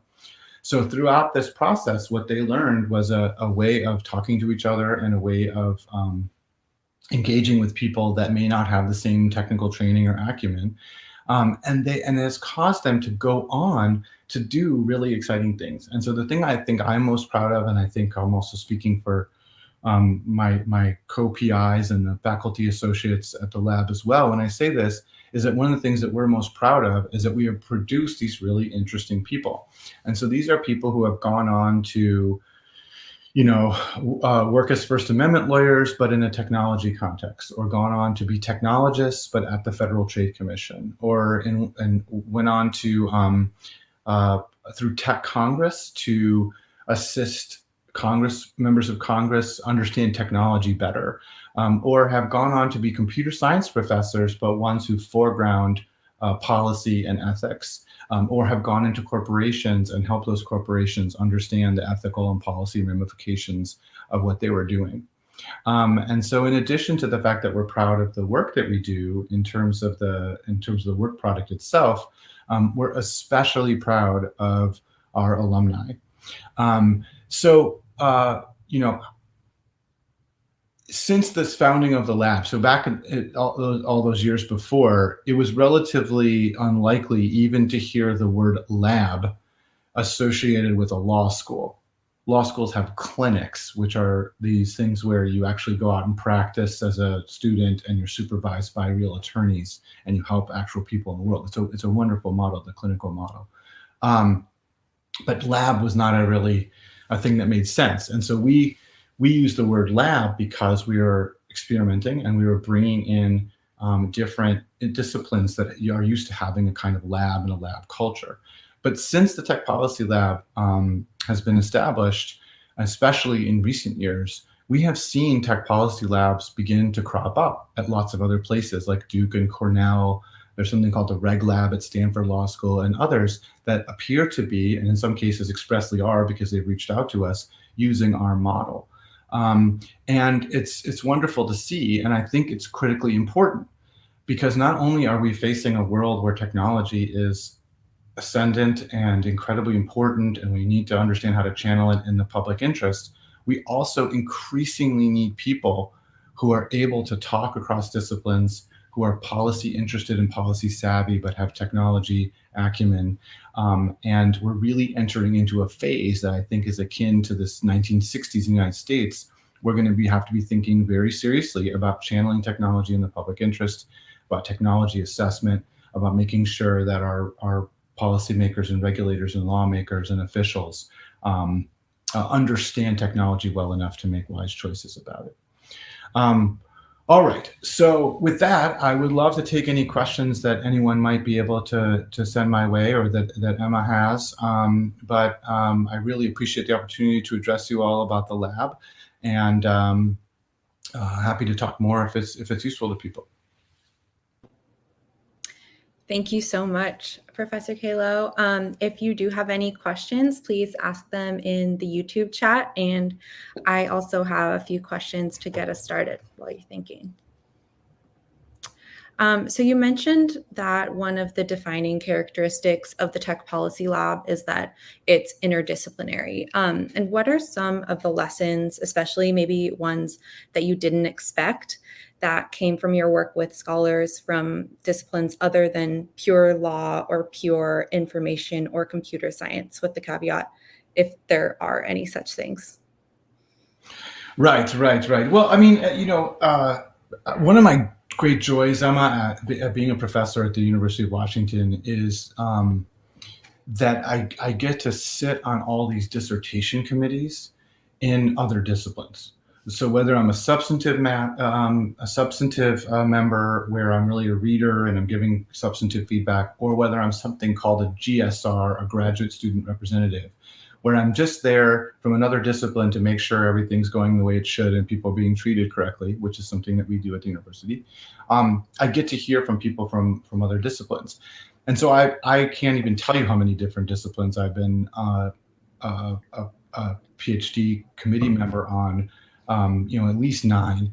And what I find is that there is a tremendous amount of difference. Sometimes in a PhD, there'll be like for developmental psychology, it'll be like one experiment with like multiple phases really, really nailed down really well. And in other things, it'll be like 6 papers in electrical engineering and computer science that are roughly on the same theme, that together they become the dissertation and they become the defense. Some things are highly, highly theoretical, so that maybe a communications PhD, not all of them, but some of them, is like a deep dive into the theory of rhetoric or the theory, so there's all these different kinds of ways of being. But one commonality, Emma, is that there is a commitment to creativity and rigor. Right. And so one of the things that I've found to be so surprising working across disciplines is that while disciplines vary tremendously in their methods and expectations, everybody is doing the same thing from the perspective of we're placing a premium on novelty. We're hoping that though you don't need to reinvent the world with every single paper, you're making a contribution to a discourse, to a literature. You're advancing knowledge in a particular way, and you're doing so in accordance with a methodology. And the nice thing about a methodology is not only does it yield, consistent results, but it also, every application of a methodology, every application of a method is an invitation to improve that method and ask, how is it working and how can it be changed in this different context? So one of the things I've just been floored by, frankly, in my 8 years or 9 years with the university, has been that commitment to creativity and rigor is there across the board. Even though it looks a little differently in each context, it's still the same enterprise. Yeah, that's great. What are some of the exciting potential future projects in the work at the Tech Policy Lab? If you could share. Sure. Yeah, absolutely. So, and so the process by which we decide what to do is an interesting one, because we have this idea that, first of all the research we do comes out of the interests of primarily the co-directors, but also the wonderful closely held faculty associates that we have in a bunch of different disciplines. But mostly it's the directors sitting together and saying, what is so interesting to you that we have to work on this, and also what are the technologies that, so if you imagine sort of innovation, or you imagine technology kind of following a kind of hockey stick sort of curve, we've seen this before, what are the innovations that are far enough along where it's really clear that they're going to make a difference, right? It's really clear that they're far enough along that they're going to matter, but not so far along that they're path dependent and all the decisions have been made about them and so on. And so we try to identify things where there's a there. It's going to be important, but that hasn't gone too far, and so that can be tricky to get right, and you can be too early and you can be too late and all that. But presently, some of the things that we've been working on is, in recent years, we've turned to the importance and power of storytelling. So we have had projects where, for example, we had a radio show that was in a rural Washington market that is called On the Step, where one of our co-directors in dialogue with a radio journalist have talked about contemporary issues in policy to try to help people understand the context. We had the Telling Stories, which is a collection of short stories from all over the world that are about the intersection of AI and culture. And so there's stories from, Brazil and parts of Africa and Sri Lanka. I mean, they're from all over the place, and there's something. And right now we've got the physical bound volume, and we're in the process of getting it out there to folks. We are involved in farming technology now. So we have an agricultural technology sort of component, which has been an incredible learning curve for us, because even though we have brought in students who are very, very familiar with the agricultural context, like Rianne Wayne Street, who's a PhD in communications and studies agricultural technology. It's been a huge learning curve. And so we've done a bunch of on-the-ground learning in the Methow Valley about how farming works there, and we've studied farm policy. But we're nearing a place where we can say something meaningful about precision agriculture. We've been thinking about brain-machine interfaces. We've been thinking about space law, and so we've hosted a couple events related to space law. Again, we're just trying to we're trying to figure out where a lot of effort by a bunch of different disciplines in a university context will add the most value. And so, so those are some of the things that we're working on now, and I expect we'll have work product from some of these things later in the year. Yeah, I'm so interested in the Telling Stories. You said it was going to be a book? published? It is a book, and in fact, you can get a PDF of it. It's a beautiful, full color, gorgeous book, and you can also even get it printed because we have a printer set up for it. There's a cost associated with the printing, but there's no cost with the download. And I can't tell you how interesting that was. So this was years ago, mind you, that we started it. So it was pre-pandemic, but we brought in AI experts from all over the world, and asked them when we held a short story workshop, in essence.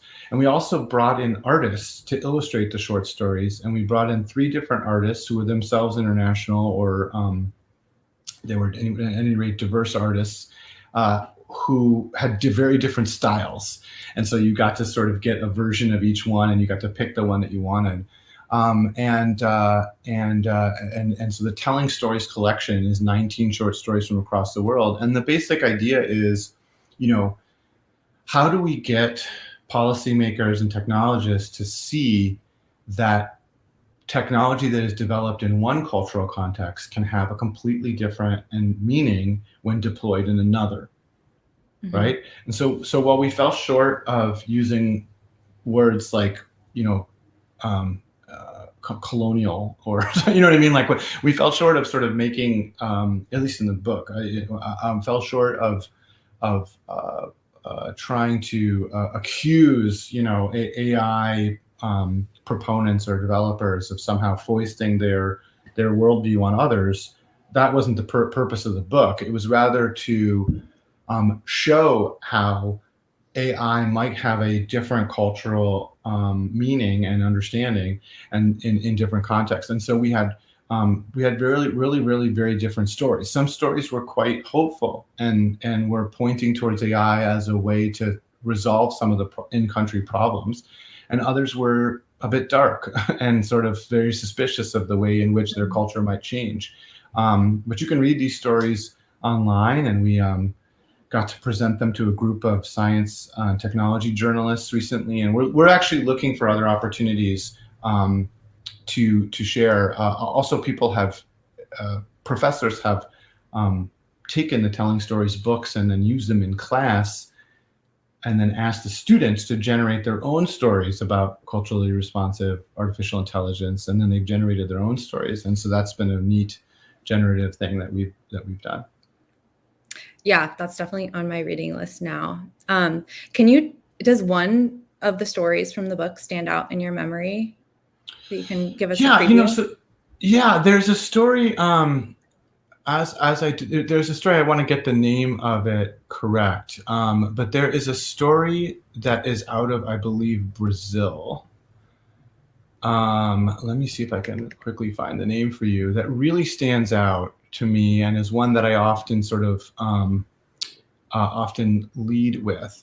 And it's a story about how a person comes to the United States and spends a lot of time in the United States, and then looks forward to going back to their home country in South America, only to find that it has become more like contemporary America than this person remembers. And it's this really pithy, vivid way to dramatize how the tools and expectations of one culture can come to shape another. And it's from the vantage point of a person who is enamored with their own culture and has spent time apart from it, and goes back and is looking forward to that feeling of homecoming. But it is somewhat compromised by the ways in which technology has changed the rhythms of daily life. And that story was very, very powerful. I think it's the lead story in the book, and I'm just trying to find the name of it. Hold on a second for you. But you can find all the stories in the whole PDF right on our website, which is the one I listed before. It's called United States of Brazil. So that's the title for it. And also the illustrations are quite additive. I mean, the artists were with us for the whole several day, 3-day workshop and really came to understand the issues and came to get to know the participants. And so the art in the book really adds a lot of flavor to the meaning. Yeah, that's great. We'll definitely send the link out to that after the summit. In our conversations leading up to the summit, we kind of discussed the idea of something like the concept of pro bono in law in the tech industry. I was wondering if you could go into your ideas around that a little bit. Sure. And so another joy of working across disciplines, Emma, of course, and something that people experience when they go into their jobs often when they graduate, is you see the different expectations from different professions. And something that's really been interesting about law is, I started off as a lawyer, of course, in DC, and I was at a big firm. And at this big law firm, there was an expectation that all of the lawyers engage in pro bono representation. Pro bono meaning for free. So the idea was, in addition to serving your clients that you get paid, frankly, a lot of money to do at that level, you also would have cases that you did for free and that the firm would absorb the cost. And those things, in a sense, not only do they count towards your overall hours, but they also were an expectation. So while I was at the law firm, I was part of a team that represented somebody in a case against police for excessive force. I was part of a drafting an amicus brief about freedom, academic freedom, for the AAUP, the American Association of University Professors. And so I did a bunch of things that were really very meaningful. And it's just part of our culture. It's part of our expectation. And indeed, often law schools like the University of Washington have a pro bono coordinator. And also law firms, like I said, have pro bono coordinators. And so there's a job where somebody owns it and it's a responsibility. And the thing you and I spoke about, and something that I sometimes bring up in contexts like these, is that model might be something interesting to look at for technologists. And so just as you have 10% of your time set aside for your own projects in a corporate environment, or just as you might have an opportunity to share your skills, you doing AI for good or technology for good or code for America, there could be an expectation that some projects that a computer scientist does, that she does on behalf of a marginalized population or somebody who can't afford to pay the kinds of services that are out there. And I think that would be a lovely model for corporations to adopt. And I know that some versions of it do exist. But for me, what's really interesting is the way that it is so firmly embedded in lawyerly culture, right? Law is a profession. It's been around for a long time. It's been proximate to the levers of power. There's a recognition that there is a duty on behalf of your client and on behalf of society. And so there are all kinds of rules and benchmarks and obligations in place because of that. But there's no good. Certainly, first of all, certainly there is. It's not to say that that sometimes lawyers deserve a reputation for trying to edge around the rules and for and so on. So I'm not trying to valorize lawyers, right? But I would say that it's a deeply held component of the profession that you have to meet these ethical obligations, and one of them is to give back to the community. And that sort of thing might be appropriate, not exactly transposed, but might be appropriate also for computer science, especially given the fact that, as this summit shows, there are so many computer scientists who get into what they do because they want to do good or want to use the skills that they learn to help human flourishing. And in fact, there's good social science to the effect that one way that you can get a broader array of applicants to computer science departments to study computer science, one way you can do that, and this is something I learned from being on a panel with Fei Lin, but I've since looked at Stanford and Google, but I've since looked it up as well, is that if you talk about computer science as being primarily about solving societal problems, you know what I mean? And you just say, look, it's a method, it's a tool, it's a way to address societal problems and to improve society. You actually tend to attract a broader array of participants that way. And so changing the culture of computer science to create an expectation of service, not only would that be a good thing on its own, but I think also it would help in efforts to diversify computer science. Yeah, and I think that's a compelling response to what's talked about a lot in the diversity conversation around tech, is like this quote pipeline problem. And I think it's important to consider the degree to which it might also be a messaging problem and a goals problem. So yeah, that's really interesting. Indeed, and you know that, but the reality that I've encountered is that in tech policy, there's a certain kind of person, this person I've described, who is technically proficient, knows technology, right, but also has the ability to explain it to policymakers, is policy savvy, and those people tend to have, for reasons you can readily imagine, a dramatically outsized voice in setting technology policy in the United States, because they're able to speak both languages, and they tend to look a certain way. These people, right? Not always, right? But I mean, you know, like the ones that I've known in the field for the longest tend to be white guys, and you know, but however, over time that's shifted a little bit, right? And so when we at the Tech Policy Lab had an alumni work for Tech for Congress in the inaugural class and help Congress on technology issues, she's a biracial veteran, you know, and others that we've had have looked differently than. So one thing is that if you can actually attract people of color,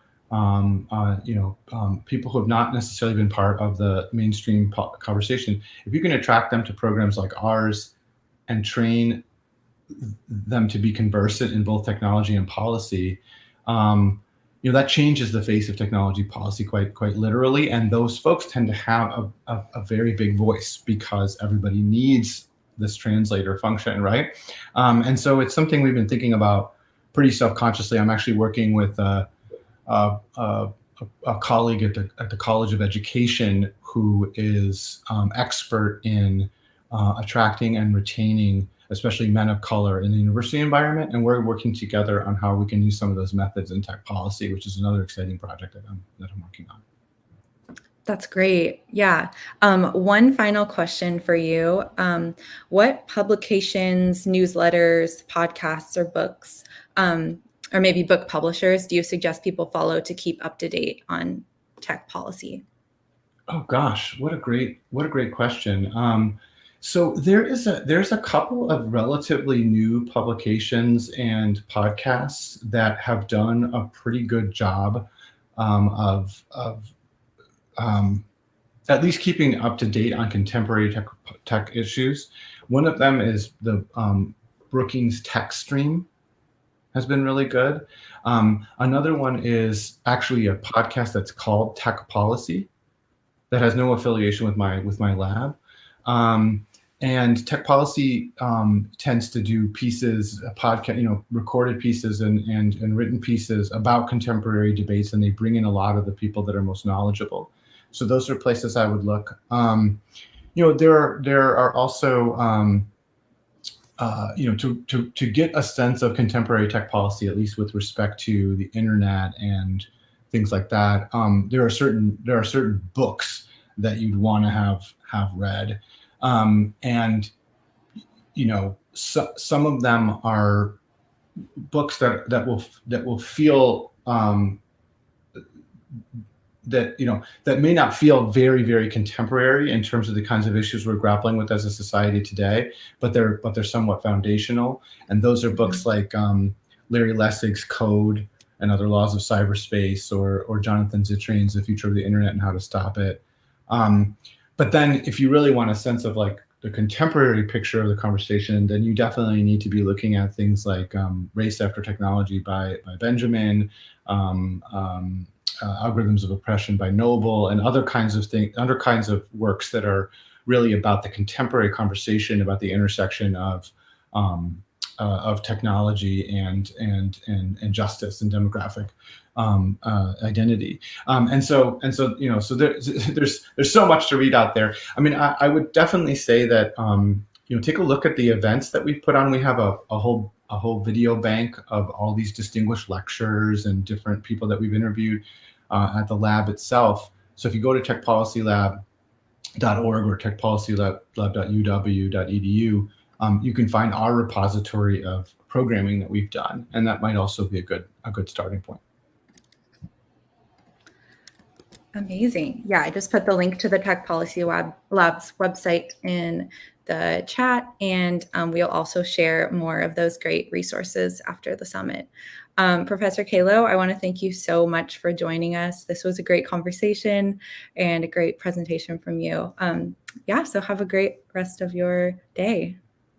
All right, have an awesome rest of the summit. Do not fail to tune into the next panel. It's super great people and very interesting. Okay. All right. Well, thank you very much, Emma, and thanks everybody. Thank you. Bye. Bye.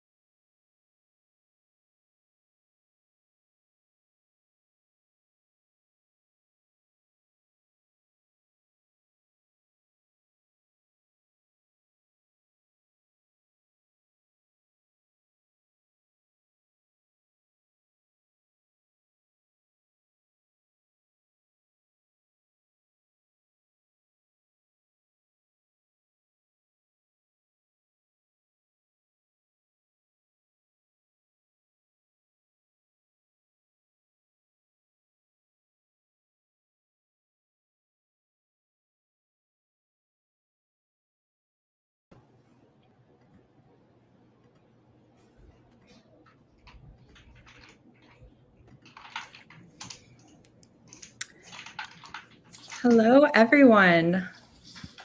Welcome back to the Impact Summit. I'm Emma from the Impact Labs team. And this session is intended to be an informal entry-level overview of several current issues in technology policy. We're so excited to have 4 expert panelists with us today. Betsy Cooper is the founding director of the Aspen Tech Policy Hub.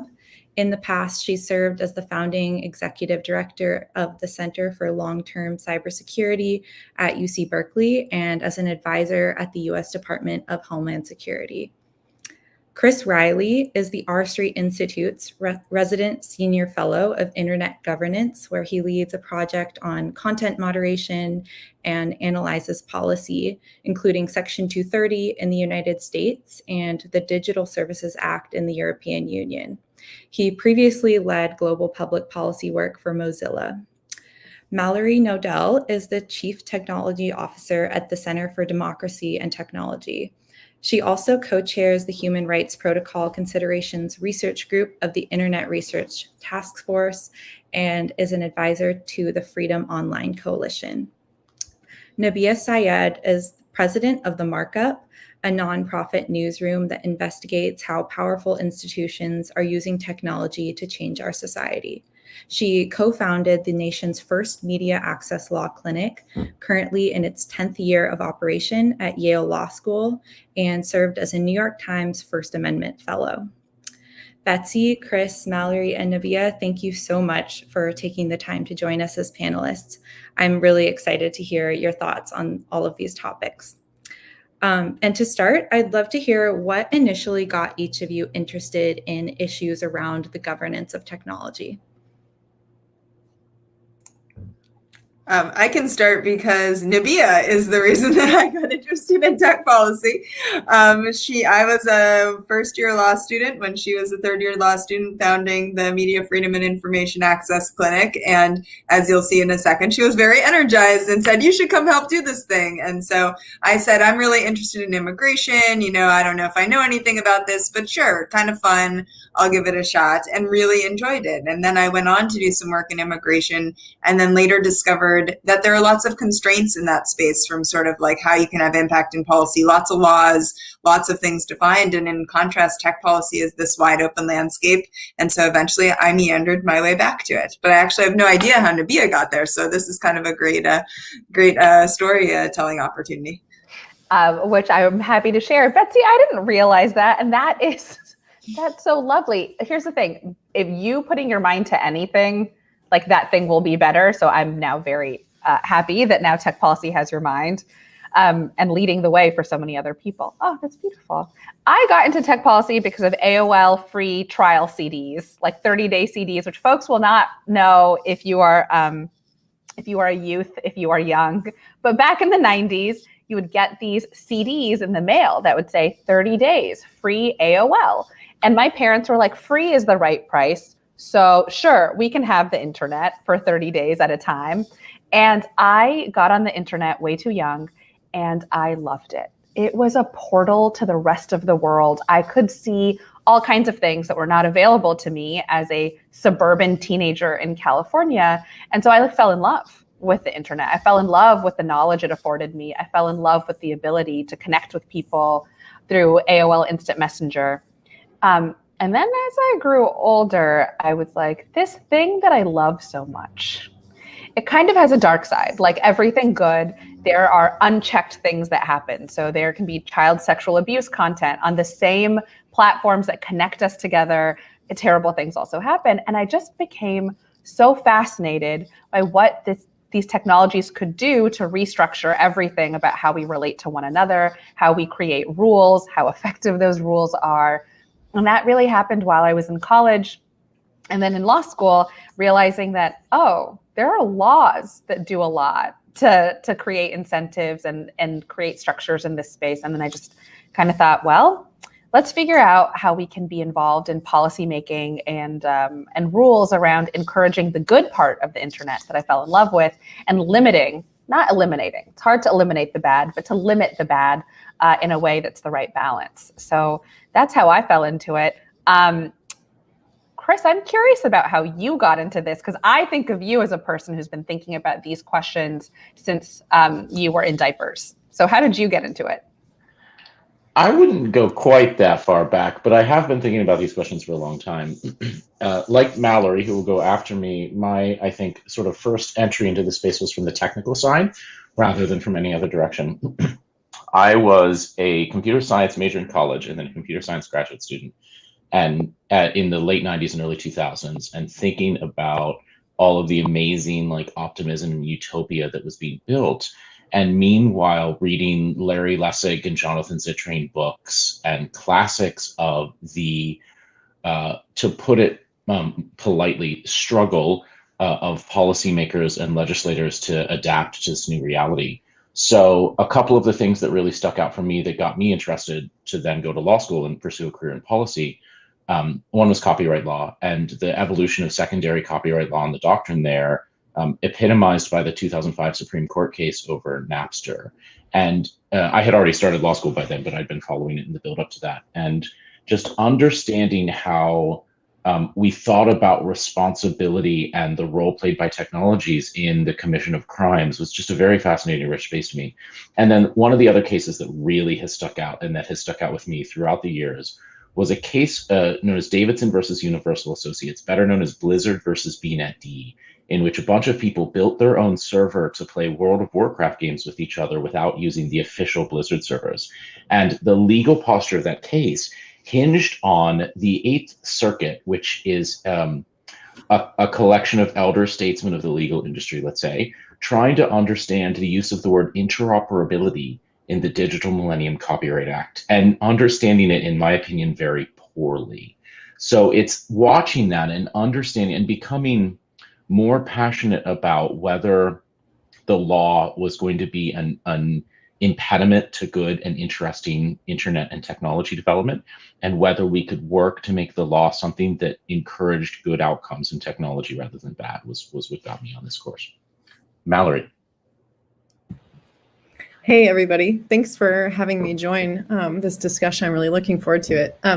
So yeah, I, back in 2008, was a volunteer systems administrator for a hosting, it was an organization that did hosting for web and websites for social movements. And I was involved in social movements as an activist. And I don't even have a degree in computer science, but my degree was in physics and math. So I'd done programming, I had a technical mind. So I was just into making websites for social movements and figuring out how to use, indie media at the time, like to post videos and events and protests and things. And I thought that was it was going to get maybe a little bit more political for me because of free software. I spent some time as an activist around that, thinking about copyright, as some of you have mentioned, those were major issues back then. But it wasn't until I got my first, what I consider real civil society organization job in 2012 with the Association for Progressive Communications, which is a Global South network. The headquarters at the time was in Johannesburg, and I just understood how technology issues for social justice and so on went so much deeper than talking about the technology themselves. So one of the major programs they had was violence against women online. And I applied my technical skill to things like digital security training and issues like that. And I think where I'm at currently from there is rather than sort of going around and helping folks on the ground one by one sort of have better digital hygiene so they can hide from surveillance or circumvent censorship, et cetera. I'm trying to fix it for everybody by working in the technical standards bodies. So while you're all working on policy, and certainly at CDT, we do tons of that, I really kind of nerd out over default settings and implementation specs. And, because really we could do a lot better in terms of how the architecture actually works for privacy and against censorship and that sort of thing. So that's kind of where I'm at now. But it definitely started in the humble days of let's just make a website for this action, and then maybe people will come to the action. So yeah. Thank you. Also, I'm Zora. I'm also a teammate at Impact Labs. I help organize the summit. So next, I'd like to discuss a piece of federal law that has been described as the 26 words that created the internet. So that is the Section 230 of the 1996 Communications Decency Act. So I'll read it here. The text goes, "No provider or user of an interactive computer service shall be treated as the publisher or speaker of any information provided by another information content provider." So we'd like to ask the panelists, what problem was Section 230 meant to solve? And what was its effect on the development of the internet? Does Section 230 still serve a positive function? What are options for reform? And what is the best path forward? So feel free to answer a part of that as you choose.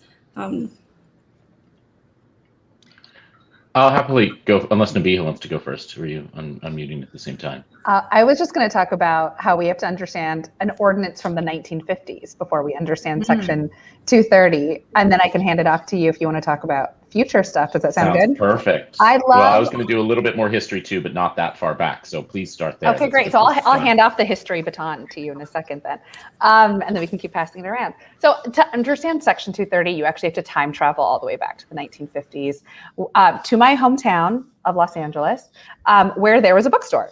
Guy ran a bookstore, did lots of books in the bookstore. That's what bookstores do.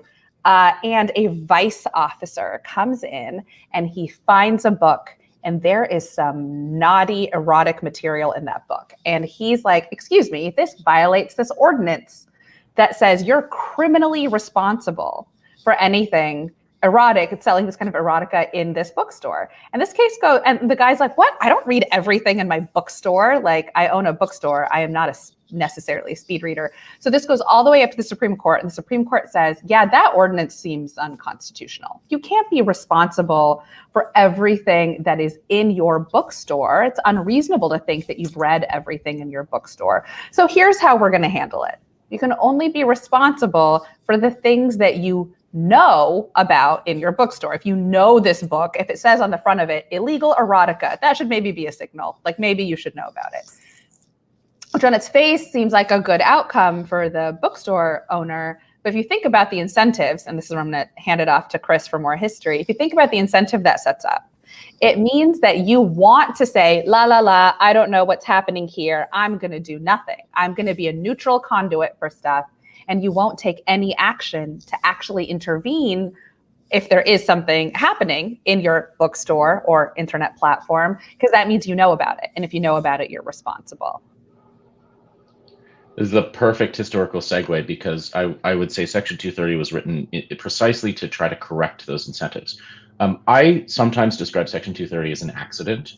It was a provision in a broader children's online protection law. The Supreme Court struck down all of the law except the Section 230 provision, which it upheld as constitutional and a sort of a valid correcting of the incentives. Section 230 is often misunderstood as well, in many, many, many different ways. But the core principle, I won't go down any of those rabbit holes. It was meant to allow companies to choose to moderate content that was being made available on their platforms without risking being held liable for the reasons that Nabiha said. Against that existing case law, when you know about something, you can be held liable for it. This was meant to say, you can moderate. If your moderation makes mistakes, you are nevertheless not liable for the imperfections of the moderation activity that you were doing on your platform. So it was always meant to encourage moderation. It's sometimes misunderstood in very many severe ways right now. But I also really do think of it as an accident, because I do subscribe to the belief that its adoption into law in the late 1990s contributed hugely to a lot of the technical innovation that we saw over the decade, 2 decades that followed that, without the authors of the law having any idea that that would be what would be unlocked, that potential.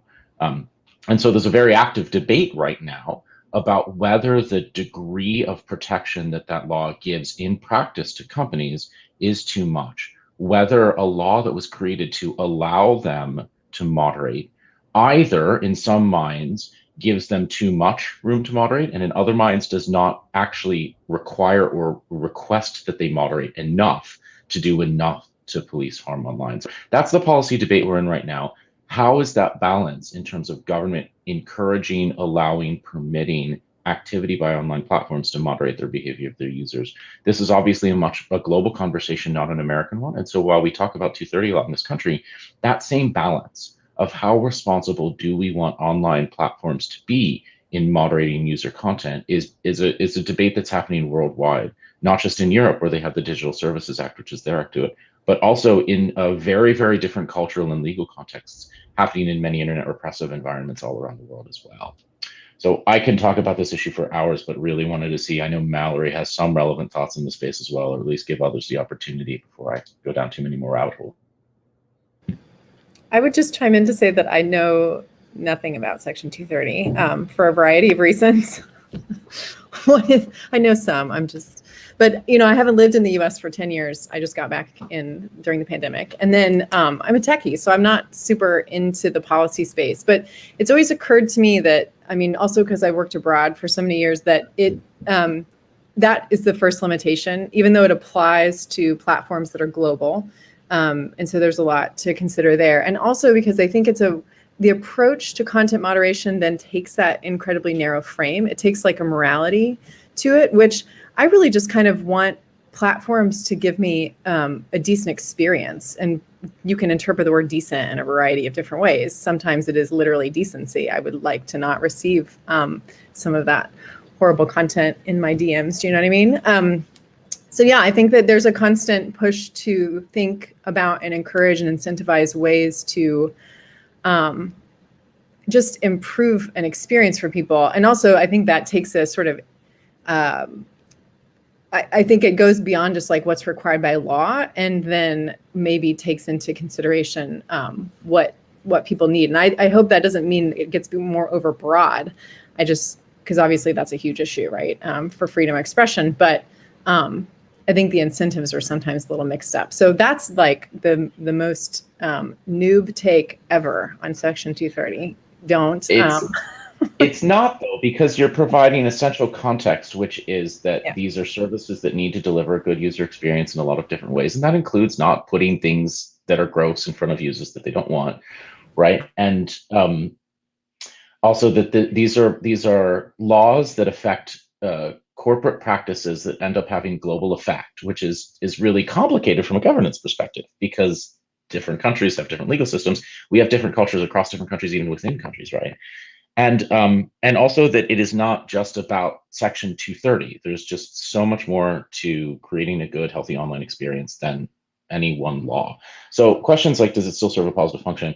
I certainly believe it does, but it is a far richer conversation than what this law does, and how we can encourage a healthier online environment. So I talk a lot about something that I call the critical community, which is exactly what you might think. It's a community of people around these platforms that constructively criticize what happens.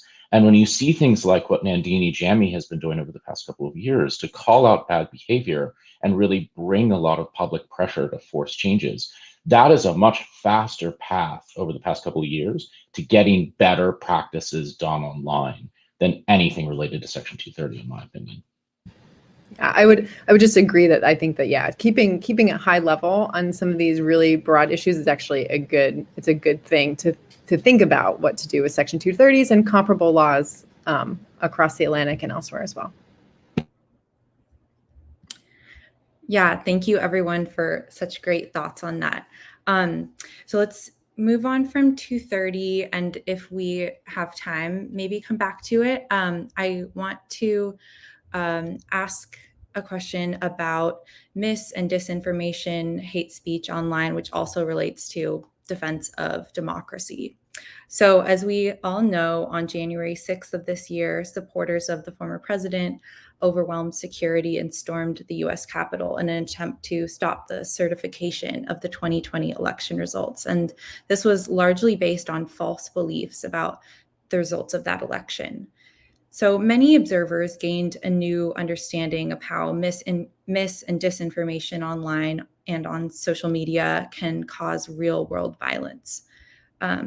We see that the United States is arguably the most speech protective country in the world. For example, Holocaust denial, racial slurs, and other hate speech, which are illegal in some other democracies, are all protected speech in the US. So how did such uniquely strong protections of free speech develop in this country?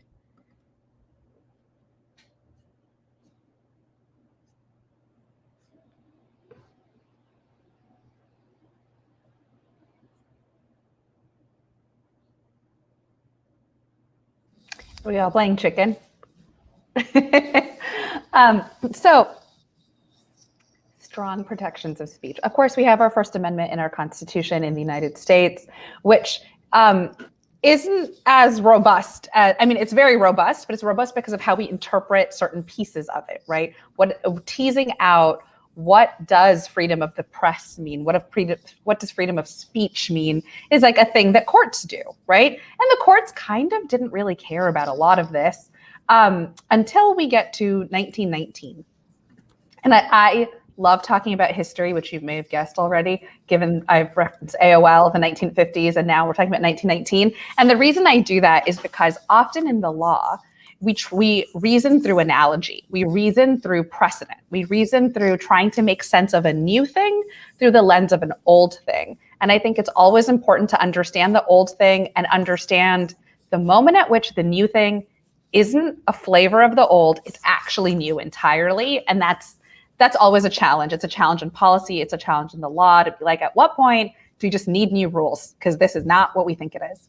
But I always like to start with the old. So in 1919, in a Supreme Court case, the most famous legal meme of all time, the marketplace of ideas concept was born, right? And we've all heard about the marketplace of ideas.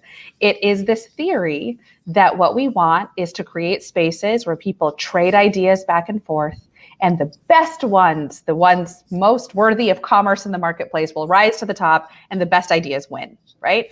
And that's been like a pretty abiding theory for a lot of the last 100 years. People really value this. But it's not the only theory of the First Amendment that was there, right? The marketplace of ideas it's not in the Constitution.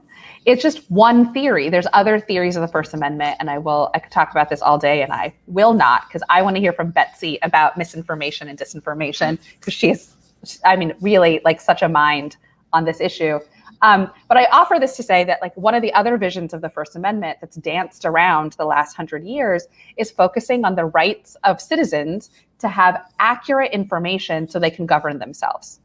And it takes into account the rights of listeners, like what is your right to have accurate information? What is your right to be exposed to accurate information?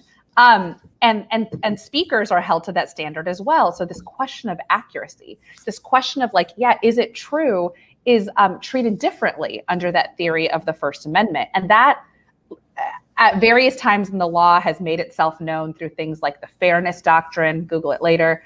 But like it kind of fell out of favor in favor of this marketplace of ideas theory, which many of the platforms glommed onto, again, it's a meme, it's popular, and like set up their platforms centered around this idea, which leads to a lot of issues at times like misinformation and disinformation. But Betsy can tell us all about that frontier. I really want to hear you talk about this. Great, and I'll bump to Mallory as well, who I know has some thoughts on this. But so, here's the fundamental problem, right? So we have a world in which free speech is open and available to everybody. And so speech that is truly false, speech that is intentionally or unintentionally misleading, has the same value in the marketplace of ideas as does the truth. And by the way, there are lots of people who would argue that there is no one truth in many situations. I would argue that it very much depends. But wherever your perspective on that comes from, it means that all the different types of speech, good, bad, and ugly, all get to live in the idea of the marketplace. Now, historically, and I guess we're on history today, guys, but before the internet, before Nabiha's AOL CDs, there were platforms like the news media, like television, that sort of constrained how far false speech could go. And now in the internet, now with social media, now with influencers, now with the new landscape that we're living in, the speed at which bad information can rise to the top can happen just as quickly as the truth can happen. So if you're thinking about social media influencers, very often those influencers have more power to reach more people more quickly than does the President of the United States, or does, academics, or, people that are trying to peddle the truth. And what that leads is that each one of us is in a position where we have to navigate the wealth of information that comes to us. How often have you read something on Twitter or Facebook, and then cited it to somebody as fact, and then found out later, oh, actually that wasn't what was true, but it was sort of merged in your mind the same way the New York Times article you read was. So we're in a really difficult moment in which the internet has done lots of wonderful things for us. Think about how many times you've Googled something this morning, but it's provided a situation where all information is placed on a sort of equal playing field. And at the Aspen Institute, we've actually launched a commission on information disorder to help study some of these questions. And how do we encourage trust? How do we discourage bad information? And how do we build something for the future? But we need all of us to start thinking about these questions. And here's where I hope Mallory, Chris, and others can pick up the baton. So Mallory, over to you. Sure. And I just wanted to add that from the one hand, we're looking at misinformation and disinformation from a platform content moderation lens, but it's also happening in the cybersecurity side as well, like quite strongly. And this is in the political, like on the political stage, like quite important, that typically the US has resisted information security as the framing for its sort of international security and cybersecurity positioning, and has instead used the term cybersecurity. But what's happening at the UN level right now is that those that do typically take an information security framework, like Russia and its allies, are sort of they've pulled the conversation to them. And I think that this disinformation and misinformation has been one of those things that has precipitated that change. Now, it's for better or worse. I think there's some who would say, being able to understand the Russia hacks in 2016, while having a broader scope than just, the idea of cybersecurity being breaches and leaks, and into more of the ways in which campaigns to disrupt often include, social engineering, information manipulation, and that sort of thing. That's a good thing.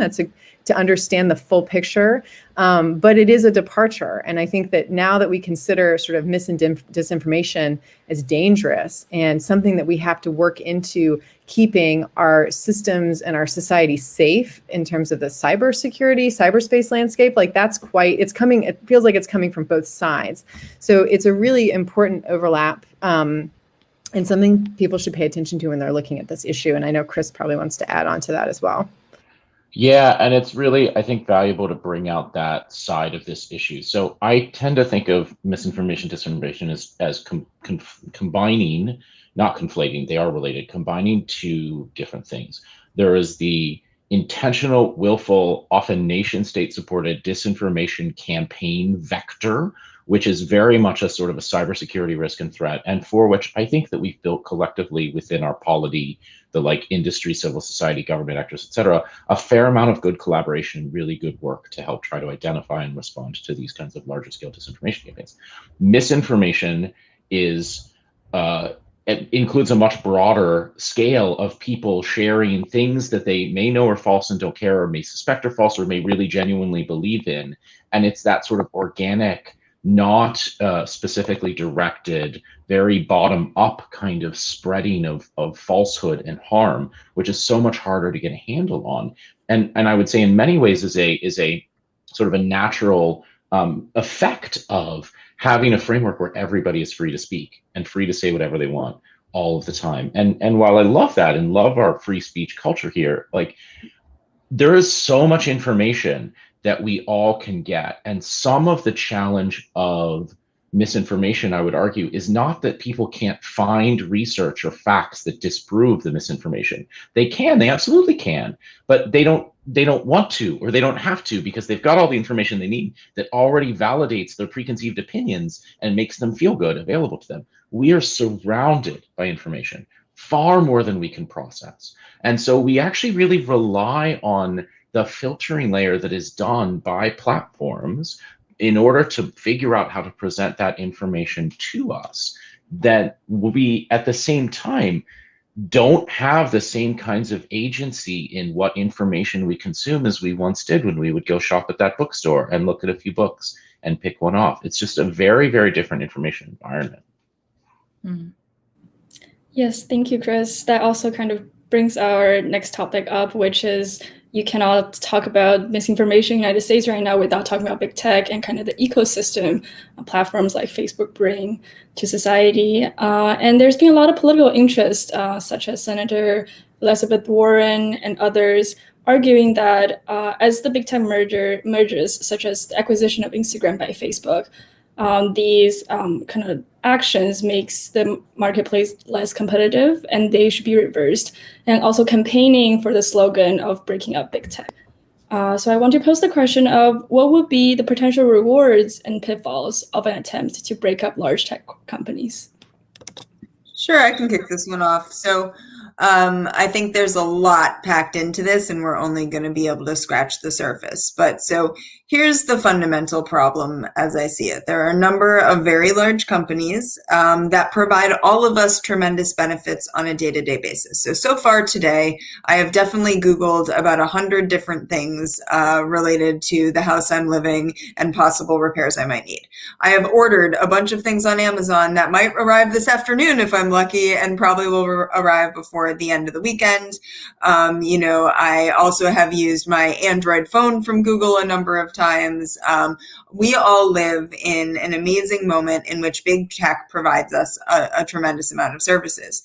The other side of that, though, there's a great series of pieces by a reporter called Kashmir Hill that covers this in detail. It is almost impossible to pull back from using the 5 biggest tech companies. So if you're using a word processing document, you're probably either using Google Docs or Microsoft products. If you are storing something in the cloud, you're probably using one of the major cloud storage companies, and so on and so forth. So we're at a moment in which we are all individually extraordinarily reliant on 5 big tech companies, and at the same time, they are not facing the same sort of competition from smaller companies. They're mainly competing with each other in each of these markets. So the potential rewards of breaking up big tech would be, from a competition perspective, you might see new and innovative companies coming in. You might see new opportunities for business. Costs may decrease over time. But at the same time, you might not be able to get your Amazon delivery in 24 hours if there were the ability to break out some of their supply chain and things like that. And so the consumer may have some complaints about that. So I think we're at a very interesting moment because in some ways, these companies have almost become critical infrastructure for many of us, especially during the pandemic. And yet we've allowed that to happen without really thinking about the implications of how that's going to affect our commerce when, for instance, every small business now, and I admit I do this too, like I look to see whether there's Amazon Prime shipping and might go order something through Amazon rather than going to the individual vendor's website. So we're all facing a decision in which we've allowed the marketplace to be owned by a handful of small companies. And that's a question in the history of the US I don't think we've ever grappled with in the same way before. I'd love to jump in. I've been thinking about this issue a lot. I think there are 2 somewhat separate dimensions of this that aren't often separated. One is this is a reflection of a broader moment of economic reconsideration around the benefits of allowing this kind of corporate consolidation. The consolidation is not just a phenomenon in the tech industry right now. And there is legitimate academic as well as political debate over whether consolidation has grown too far in the economy as a whole, with tech as a very, very visible example of that. But in that sense, at least, not necessarily inherently a unique one. There is a very separate dimension that I believe is very specific to the internet, which I think of in terms of interoperability. The internet secret sauce is that you can build new things and they work with the things that are already out there, and you don't have to work for Google to build a thing that can play nicely with Google products and so forth. There is an open question right now whether interoperability in practice is on the decline. Many people argue there is, and that there is a tendency towards more siloization, more walled gardens in this space. If you agree with that trend and that trajectory, there's an entirely separate question of what you do about it and how you can encourage more openness and more opportunity to innovate and to create new products and services that are independent from a business and financial sense from big companies, but nevertheless tap into this arguably critical infrastructure that Betsy referenced that powers so much of the fabric of our lives. So I like to think about the more, to me, the more interesting question in the competition space is not that classic economic one of whether we should reverse mergers or whether they've grown too big in a financial sense, but rather whether the internet is still open and what we can do to keep it that way for the future. I guess from my perspective, that is what I think of when I think about antitrust is consolidation. It's from so I'm not going to talk about like social media platforms, or even when I think about Amazon, I don't think about the shop where you can buy books and toilet paper. I think of Amazon Web Services, which like runs the internet, right? Like everything runs on AWS, and so much so that your books and toilet paper are underpriced and Amazon loses money on them because they have AWS keeping that whole ship afloat, or that tiny little dinghy afloat when the ship is actually, anyway, I'm not going to do that metaphor anymore. I think there are like 3 different things that are happening when it comes to internet infrastructure consolidation. One is the vertical thing. One is where Google is not just web search, Google is all the other front-facing services it has, but then it is also a DNS resolver, and it is also running hosting services as well. It's also then, providing Google Fiber. I mean, the whole vertical thing we can imagine is pretty serious for some of these companies. The second one then is this obvious size. I don't have to belabor that. Everybody uses the same stuff. There's like so little variety out there for some of the things that we desperately need, clearly. And then the last one is kind of related, but it's separate. And the puzzle, I like to think of it as like the puzzle piece part of this, which is where you find this often in standard setting bodies, like 3GPP, which is where 5G was implemented, where every company, Qualcomm, Huawei, Ericsson, so on, they kind of are behind closed doors, more or less, able to just slice up the technology and make different parts of the technology so that they're not directly competing with each other. But they're desperately relying on one another. Like, it was quite an ordeal when Huawei was unable to be used here in the US for a while because Qualcomm was not prepared to make up the technology that Huawei was going to make. So that became a bit of a panic situation, and might be why we don't have the 5G rollout that we would have, or that other countries do.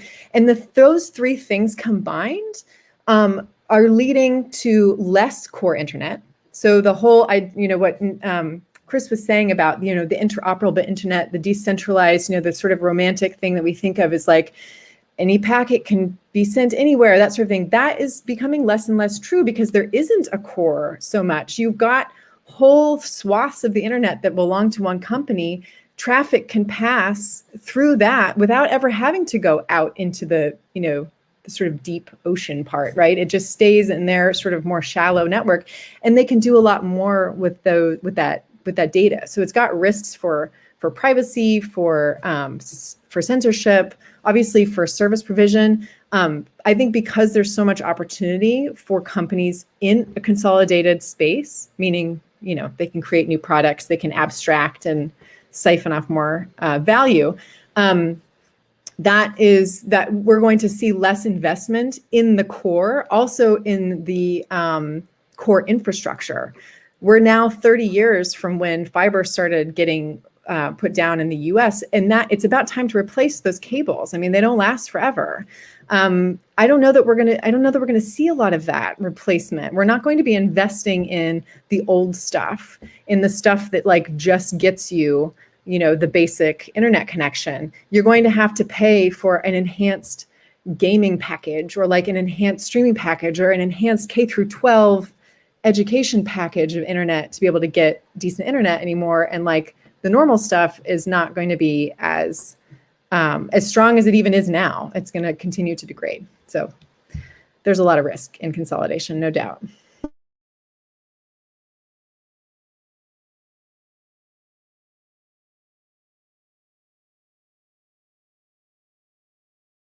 I think you're muted, Emma. Oh, whoops. Sorry. Thank you, everyone, for those thoughtful answers. Can you all hear me? Amazing. So last week, Apple announced an upcoming feature that is intended to combat child sexual abuse, while, according to the company, maintaining its users' privacy. As reported in the New York Times, the feature will compare image hashes, which are numerical strings that can be kind of thought of as image fingerprints from users' iCloud libraries with hashes of known child sexual abuse images, so that Apple will only see and forward to authorities images from iCloud accounts that are highly likely to be abusive and not from other users.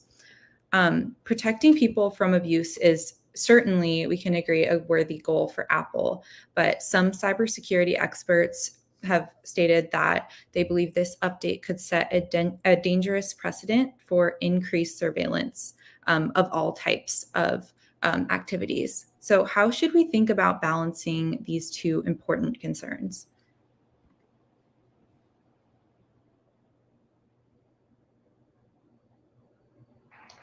This is a hard one. I'm happy to kick off.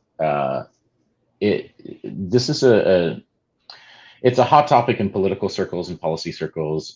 It's a hot topic in technical circles as well. I have read a lot of the coverage, a lot of the concerns. It is a very hard topic to debate effectively on Twitter, even though that is where the debate is taking place, I would say. I respect and appreciate the original technical engineering that Apple put into this mechanism. I think that were Apple to do it over again, they would approach the comms of it very differently. But I think there's an open question whether they would approach the engineering of it very differently. For me, you have to look at this against the history of big tech companies dealing with, in particular, China and the Chinese government and the Chinese economic market. Google has had so many challenges in its various engagements with the Chinese government over many, many years. And it's hard to believe, as no matter what can be done in the technology, no matter what can be done in the public commitments, it's hard to believe that it's not hard to believe. It's hard to see how to make this all work, right? How to build tech that is successful in the Chinese market and that is not shut out or blocked out by the Chinese government, that doesn't give them what they want. And so when you build something that has absolutely nothing to do with the Chinese government, like what Apple built with CSAM, and yet introduces the potential for security compromises at the device layer, like, it raises all sorts of red flags, and it's always going to raise red flags. There's nothing that you can do on device that doesn't raise red flags. And so, I mean, I don't have an answer to this one. I love the question because it is so timely and because it's so hard. But there's a lot of different layers to it. And I think people on both sides who I've talked to about this, I sympathize completely. And I don't know what to do with it myself. I started to wave my hands and let the brighter minds around me add more perspective. This is a really important one for me. It's one of the end-to-end encryption is one of the things I work on in the Internet Engineering Task Force to ensure it's strong and that it is standardized. So there's an effort happening, and it's been going on for years, to standardize end-to-end encryption so that it's easier to proliferate it. Because me and others in the Global Encryption Coalition, which is a civil society and companies organization meant to actually push back against government orders to break encryption. The Apple thing was voluntary and a little shocking for that reason. Really, the point I think of that is that effort is to make it strong, make it proliferate. And unfortunately, this walks both of those back. I mean, I am increasingly in conversations not about, can this be a private online space, but can there be any online private space? Because once you have Apple, no longer using end-to-end encryption in iMessage, it has now opened a door, such an unavoidable metaphor here, but to everyone else to either do it as carefully as Apple has done it, or do it uncarefully, or to comply with a court order, or to comply with a government policy. There's so many different things now. I think it's really, really important to just distinguish between strong end-to-end encrypted messaging and then messaging that just isn't. And I hate to say it, but from my technical experience and those that I've spoken to in the field, Apple is no longer in the latter. It's no longer, it's in the latter camp. It's just sort of a messaging app now, which is fine, but it's not promising the end-to-end encryption that it had before.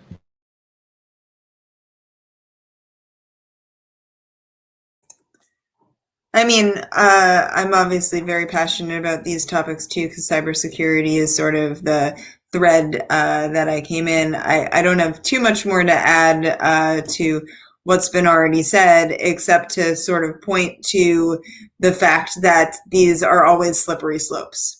So it is a wonderful thing to prevent horrific child abuse and to try to prevent those photos from being shared.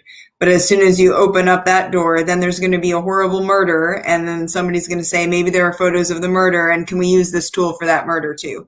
And then the next person's going to say, oh, there was a burglary, and can we possibly see whether photos of that burglary were shared? And then the tool, so I think wherever you stand on this particular issue, you always have to think about not just the case that you're focused on today, but where law enforcement and others, such as, authoritarian governments, may request that tool be used in the future. So there are no easy answers, but I do think that there are tools that you can use mentally to think about not only is this a good idea, but how will that tool be used next? And in safety and data privacy, that's always the way I try to think about these questions. I have very little to add, and I know we're coming up against time, other than to say, in this example, the mission creep is exactly the right question you should be asking. Like, what's the slippery slope? What's the mission creep? It's important to realize that we've actually seen that already happen in this space, right? The same types of technologies that went into creating the database for terrible child sexual abuse imagery, a parallel setup of saying, okay, let's identify terrorist content, right? Has also been set up and then subject to many critiques from civil society saying one person's terrorist isn't necessarily another person's terrorist, right? So you start to open the door to all of these judgment calls, and judgment calls are messy. But as hopefully folks have seen over the last, almost hour, like, these are really hard, challenging, deeply important questions, and it's why we need smart people of all stripes, like no matter what you do, to get involved in the policy conversation, because it's a lot to balance, and we need a lot of perspectives. Thank you so much. So we'll go to audience Q&A in a few minutes. Before that, I have some questions for you about kind of opportunities or like things you would recommend for our audience. So we're wondering, many of our audience are students or early career technologists. If they want to get into a world of tech policy, what would you recommend? And we'd love to also hear from Betsy and the program your team runs at the Aspen Tech Policy Hub. Sure, I can kick that off. So at the Aspen Tech Policy Hub, we're an incubator training technologists how to do policy. So we take startup founders, engineers, academics, product managers, project managers, tech journalists, people who are experts in the tech field who don't have policy experience, and we teach them the policy process through a 10-week in residence fellowship, a part-time executive leadership program, and hopefully we're going to pilot a new version that's a part-time program for more junior people starting next year. So if you consider yourself a tech expert and are interested in this space, please look up our program. We also often have internship opportunities and other ways to engage more junior folks as well. But there are other great opportunities. Coding It Forward is a wonderful program for students to give you the opportunity to embed into governments. And in fact, I'm mentoring Coding It Forward students, so we're talking later today. There are also new programs that one of the founders of Coding It Forward is helping to spin up to actually place college graduates into government jobs. Oftentimes it's hard to get those now, and so they're looking at new pipelines to try to do that. Volunteer with your local Code for America chapter. Think about programs like Tech Congress that help you go into Congress. There are other fellowship programs, U.S. Digital Service, Presidential Innovation Fellowship. There are lots of ways to get involved in this space. And don't forget internships as a great way to test these things out in the summer. Very often the people that go on to these full-time programs have some experience. And so, for instance, one of our current staff members had worked with folks at, I believe it was Georgetown, doing some of this work before, and then came over to us. So we're a small little network. So find any entry point and you'll bump around from there. So those are some of the opportunities. What have I missed? The rest of you, I'm sure, have great ideas as well.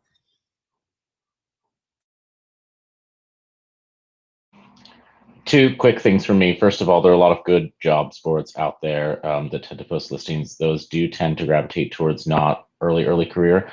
I started my career in the Federal Communications Commission in the U.S. government, which is kind of a weird thing to do, but I really do think working in government earlier in your career is a good learning experience, and you really can start to build your network and your understanding that way. So I highly recommend it.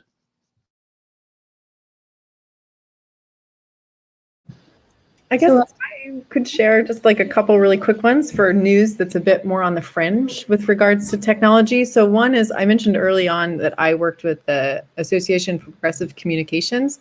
They have a website called genderit.org, and it will cover mostly, it'll cover all issues related to gender and sexuality, but mostly from a Global South perspective, and they're really prolific. And I think that it's very narrative, it's, very feminist. So I think accessible also, it's outside a sort of like typical tech beat. So really encourage people to read that early and often. And then the other one is that another sort of niche area for issues is a monthly newsletter that CDT and others put out. It's called the Public Interest Technology Group. And it's the newsletter is called iStar.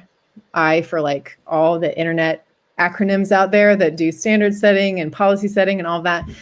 So it's mostly not commentary on existing news stories. It's mostly sort of grapevine hot takes that come out of people who are embedded in internet governance and specifically internet standards bodies. So things that are happening in the IETF or in ICANN or things like that are going to sort of bubble up to the surface, and then experts sort of give their 2 or 3 sentences on what's going on. So those are things, if you're looking for really weird stuff, that that should satisfy.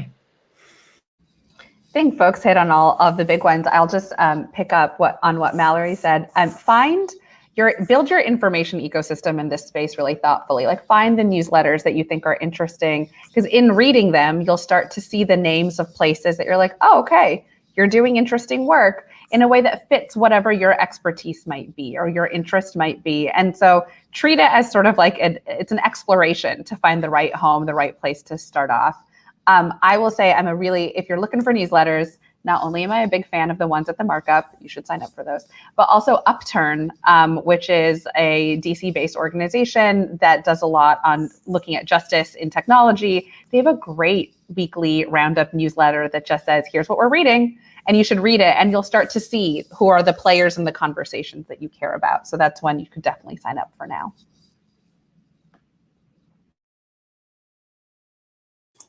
And of course, following folks on Twitter, I would say, is also super important. For instance, we do a weekly Thursday jobs blast of 5 cool tech policy jobs. We also do, features on people. So we're Aspen Policy Hub if you're interested in that sort of thing. But one of the best ways to know what's going on in the space is to follow leaders in tech policy. So shout out to Nabiha, who's great on tweeting out a lot of this stuff. But there are plenty of others, and we can probably figure out a way to start a thread to help you all out on that front. Amazing. And yeah, we will share links and Twitter handles out after the summit. So I really want to thank each of you, Betsy, Mallory, Chris, and Nabiha, for joining us today. This was such an interesting conversation. We covered a lot, and I think there's, of course, a lot that we didn't cover, but I hope that this engages everybody and makes people want to go learn more about all of these interesting issues in tech policy. So yeah, thank you everyone for joining us. And we will take a short break and be back on Zoom with an ML fairness workshop. But thanks everyone. Have a great afternoon.